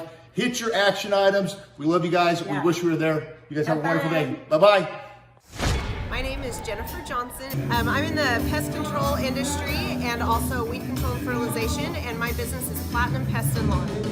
Some of the things that I'll be able to apply a lot of the things that I've learned in our business because this is not my first conference, and so a lot of the things that we learned we've put into place, and now we're doing the next level of refining the processes or just the different concepts, and so it's getting better and better. Things that were just big processes before, we have the foundation laid, and now we're able to make it better and better, and I'm hearing different things now that we've implemented things, and so we can just make it even better implementing it into our own business. Clay's presentation and the atmosphere is very exciting and fun. It keeps you awake. It makes it interesting. You have a lot of information, but if it's not going to be entertaining, your brain is going to tune it out. But Clay makes it just entertaining enough that you retain what you learn. Lots of rhyming and catchy things so that you remember stuff. Something that makes this conference different than other workshops or conferences that I've been to is that there's a lot of people here in my same situation. Most of us are pretty small businesses wanting to improve, and we want real life information and something that will work and that's attainable and not just some crazy magic formula, but actual action items that we can implement in our business and actually see a difference. Everyone should attend a Thrive Time Business Conference, whether you're a business owner or not. If you're a business owner, it has practical applications that you can apply to so many different parts of your business, and then you need to come back for more so that you can keep doing more of the wonderful things that you learn. But secondly, I am also a mom of 3 kids, and a lot of the concepts can actually be applied to home, like getting routines and getting setting systems at home has just seriously made a huge difference in my life at home. So I've been able to improve our business, but I've also been able to improve things at home, and so that's why everyone should come, no matter what your station is in life. Yeah, my name is Nolan Q. I'm originally from San Francisco, California. The industry that I'm in is financial services. I've learned a ton so far, but what I can best apply from this conference is the opportunity, that hunger to go out there and make a big difference in my industry. Clay's presentation style is amazing. He's got an endless amount of energy. It's contagious, and yeah, by being here, I really do want to go back and be able to face all the adversity that the industry has. Yeah, this conference, the thing that makes it different is it's special because it has a unique set of individuals that all share that same energy. I think he pegs it as dragon energy, but yeah, everyone should come to multiple, but their first would be very special. Yeah, you're welcome with a lot of enthusiasm. That'll last for a long time. My name is Gabriella Cruz. Our business is ECS Electric. My husband's the owner, but I'm involved with that, and so we're an electrical company. Well, here at the conference, they talk a lot about consistency, and so just staying consistent with different things in the business, and I feel like applying that to our business model will really help us grow. The atmosphere is very positive, uplifting, and then it's very fun and energetic, and so it gets you pumped and it gets you excited, and it encourages you to do big things.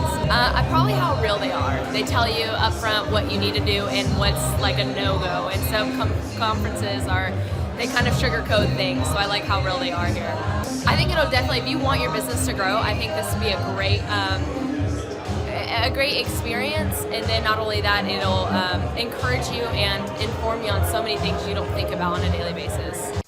Hey, I'm Ryan Wimpy. I'm originally from Tulsa, born and raised here. I've definitely learned a lot about life design and making sure the business serves you. The linear workflow for us and getting everything out on paper and documented is really important. Like we have workflows that are kind of all over the place, so having linear workflow and seeing that mapped out on multiple different boards is pretty awesome. That's really helpful for me. The atmosphere here is awesome. I definitely just stared at the walls figuring out how to make my facility look like this place. This place rocks. It's invigorating. The walls are super, it's just very cool. The atmosphere is cool. The people are nice. It's a pretty cool place to be. Very good learning atmosphere. I literally want to model it and steal everything that's here at this facility and basically create it just on our business side. Play is hilarious. I literally laughed so hard that I started having tears yesterday. And we've been learning a lot, which, you know, we've been sitting here, we've been learning a lot, and so the humor definitely helps. It breaks it up. But the content is awesome, off the charts, and it's very interactive. You can raise your hand. It's not like you're just listening to the professor speak, you know. The wizard teaches, but the wizard interacts and he takes questions, so that's awesome. If you're not attending the conference, you're missing about 3/4 to half of your life.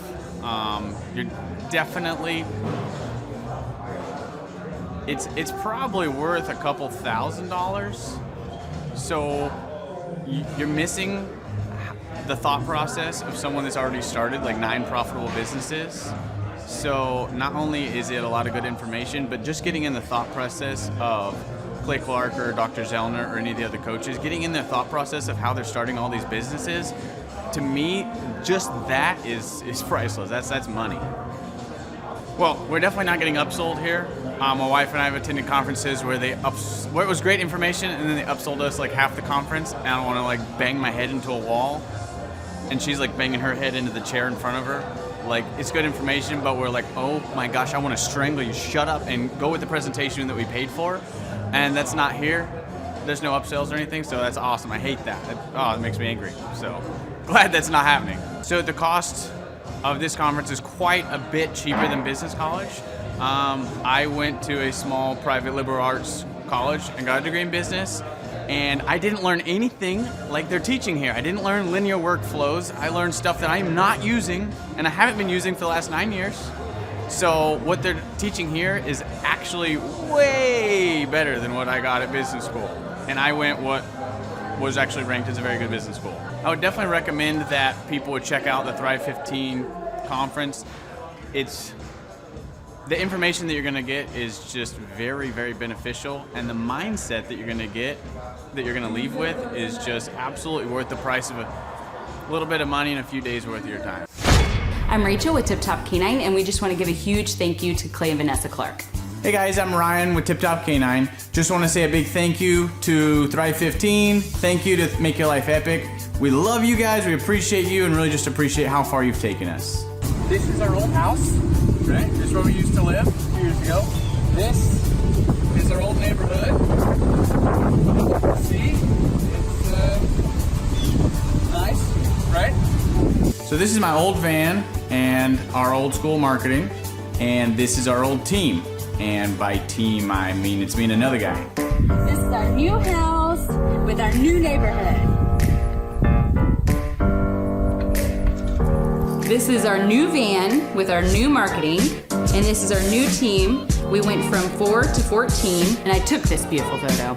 We worked with several different business coaches in the past, and they were all about helping Ryan sell better and just teaching sales, which is awesome, but Ryan is a really great salesman. So we didn't need that. We needed somebody to help us get everything that was in his head out into systems, into manuals and scripts, and actually build a team. So now that we have systems in place, we've gone from 1 to 10 locations in only a year.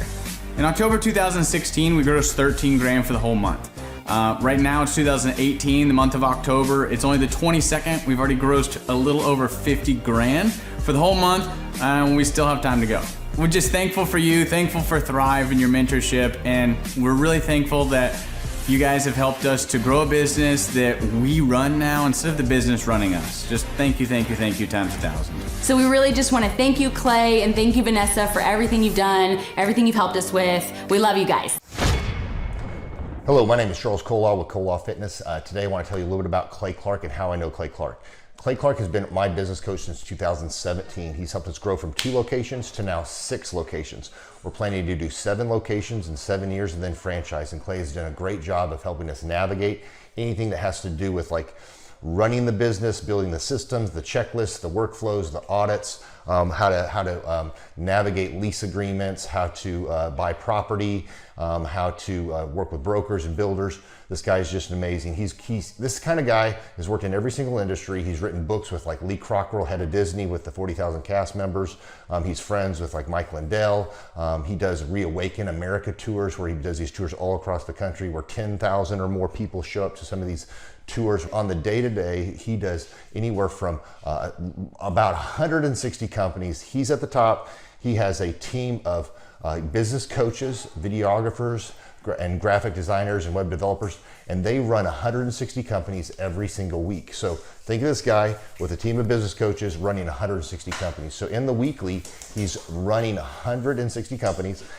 Every 6 to 8 weeks, he's doing Reawaken America tours. Every 6 to 8 weeks, he's also doing business conferences where 200 people show up, and he teaches people a 13-step proven system that he's done and worked with billionaires, helping them grow their companies. I've seen guys from startups go from startup to being multimillionaires, teaching people how to get time freedom and financial freedom through the system. Critical thinking, document creation, putting it into organizing everything in their head to building into a franchisable, scalable business. Like one of his businesses has like 500 franchises. That's just one of the companies or brands that he works with. So amazing guy, Elon Musk kind of like smart guy. He kind of comes off sometimes as socially awkward, but he's so brilliant, and he's taught me so much. When I say that, like Clay is like, he doesn't care what people think when you're talking to him. He cares about where you're going in your life and where he can get you to go. And that's what I like most about him. He's like a good coach. A coach isn't just making you feel good all the time. A coach is actually helping you get to the best you. And Clay has been an amazing business coach. Through the course of that, we became friends. I was really most impressed with him is when I was shadowing him one time. We went into a business deal and listened to it. I got to shadow and listen to it. And when we walked out, I knew that he could make millions on the deal. And they were super excited about working with him. And he told me, he's like, I'm not going to touch it. I'm going to turn it down, because he knew it was going to harm the common good of people in the long run. And the guy's integrity just really wowed me. It brought tears to my eyes to see that this guy, his highest desire was to do what's right. And anyways, just an amazing man. So anyways, impacted me a lot. He's helped navigate anytime I've got nervous or worried about how to run the company, or navigating competition and an economy that's like, I remember we got closed down for 3 months. He helped us navigate on how to stay open, how to get back open, how to just survive through all the COVID shutdowns, lockdowns, because our clubs were all closed for 3 months, and you have $350,000 of bills you've got to pay, and we have no accounts receivable. He helped us navigate that, and of course we were conservative enough that we could afford to take that on for a period of time. But it was, anyways, great man. I'm very impressed with him. So Clay, thank you for everything you're doing, and I encourage you, if you haven't ever worked with Clay, work with Clay. He's going to help magnify you, and there's nobody I have ever met that has the ability to work as hard as he does. He probably sleeps 4, maybe 6 hours a day, and literally the rest of the time he's working, and he can outwork everybody in the room every single day, and he loves it. So anyways, this is Charles Kolaw with Kolaw Fitness. Thank you, Clay, and anybody out there that's wanting to work with Clay, it's a great opportunity to ever work with him. So you guys have a blessed one. This is Charles Kolaw. We'll see you guys. Bye-bye. Hi, I'm Aaron Antis with Shaw Homes. I first heard about Clay through a mortgage lender here in town who had told me what a great job he had been doing for them, and I actually noticed he was driving a Lamborghini all of a sudden, so I was willing to listen. In my career, I've sold a little over $800 million in real estate. So honestly, I thought I kind of knew everything about marketing and homes. And then I met Clay, and my perception of what I knew and what I could do definitely changed. After doing $800 million in sales over a 15-year career, I really thought I knew what I was doing. I've been managing a large team of salespeople for the last 10 years here with Shaw Homes. And I mean, we've been a company that's been in business for 35 years. We've become one of the largest builders in the Tulsa area, and that was without Clay. So when I came to know Clay, I really thought, man, there's not much more I need to know, but I'm willing to listen. The interesting thing is our internet leads from our website has actually, in a 4-month period of time, has gone from somewhere around 10 to 15 leads in a month to 180 internet leads in a month. Just from the few things that he's shown us how to implement that I honestly probably never would have come up with on my own. So I got a lot of good things to say about the system that Clay put in place with us, and it's just been an incredible experience. I am very glad that we met and had the opportunity to work with Clay. So the interaction with the team and with Clay on a weekly basis is honestly very enlightening. One of the things that I love about Clay's perspective on things is that he doesn't come from my industry. He's not somebody who's in the home building industry. I've listened to all the experts in my field. Our company has paid for me to go to seminars, international builder shows, all kinds of places where I've had the opportunity to learn from the experts in my industry. But the thing that I've found working with Clay is that he comes from such a broad spectrum of working with so many different types of businesses that he has a perspective that's difficult for me to gain because I get so entrenched in what I do, I'm not paying attention to what other leading industry experts are doing. And Clay really brings that perspective for me. It is very valuable time every week when I get that hour with him. From my perspective, the reason that any business owner who's thinking about hooking up with Thrive needs to definitely consider it is because the results that we've gotten in a very short period of time are honestly monumental. It has really exceeded my wildest expectation of what he might be able to do. I came in skeptical because I'm very pragmatic, and as I've gone through the process over just a few months, I've realized it's probably one of the best moves we've ever made.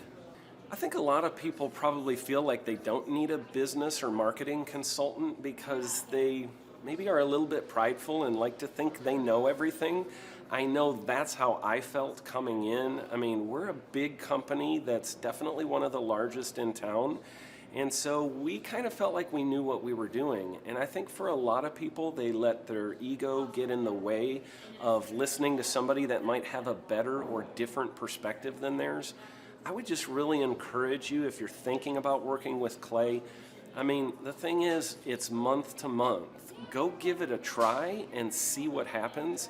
I think in the 35-year history of Shaw Homes, this is probably the best thing that's happened to us. And I know if you give them a shot, I think you'll feel the same way. I know for me, the thing I would have missed out on if I didn't work with Clay is I would have missed out on literally an 1,800% increase in our internet leads. Going from 10 a month to 180 a month, that would have been a huge financial decision to just decide not to give it a shot. I would absolutely recommend Clay Clark to anybody who's thinking about working with somebody in marketing. I would skip over anybody else you were thinking about, and I would go straight to Clay and his team. I guarantee you're not going to regret it because we sure haven't. My name is Danielle Sprick, and I am the founder of D Sprick Realty Group here in Tulsa, Oklahoma. After being a stay-at-home mom for 12 years and my 3 kids started school and they were in school full-time, I was at a crossroads and trying to decide what do I want to do? My degree and my background is in education, but after being a mom and staying home and all of that, I just didn't have a passion for it like I once did. My my husband suggested real estate. He's a home builder, so real estate and home building go hand in hand, and we just rolled with it. I love people, I love working with people, I love the building relationships, but one thing that was really difficult for me was the business side of things. The processes and the advertising and marketing. I knew that I did not have what I needed to make that what it should be. So I reached out to Clay at that time, and he and his team have been extremely instrumental in helping us build our brand, help market our business, our agents, the homes that we represent. Everything that we do is a direct line from Clay and his team and all that they've done for us. We launched our brokerage, our real estate brokerage, 8 months ago. And in that time, we've gone from myself and one other agent to just this week, we signed on our 16th agent. We have been blessed with the fact that we right now have just over 10 million in pending transactions. 3 years ago, I never would have even imagined that I would be in this role that I'm in today, building a business, having 16 agents.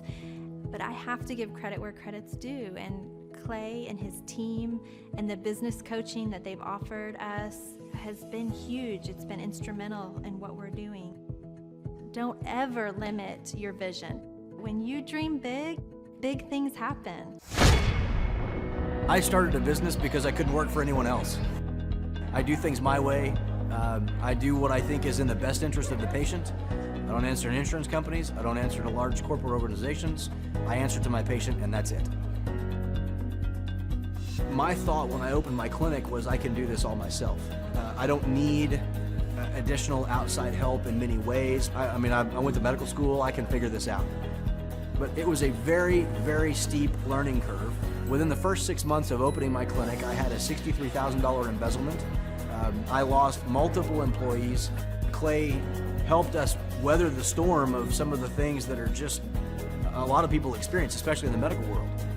He was instrumental in helping with the specific written business plan. He's been instrumental in hiring good quality employees, using the processes that he outlines for getting in good talent, which is extremely difficult. He helped me in securing the business loans.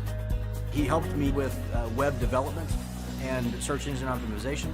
We've been able to really keep a steady stream of clients coming in because they found us on the web. With everything that I encountered, everything that I experienced, I quickly learned it is worth every penny to have someone in your team that can walk you through and even avoid some of the pitfalls that are almost invariable in starting your own business. I'm Dr. Chad Edwards, and I own Revolution Health and Wellness Clinic.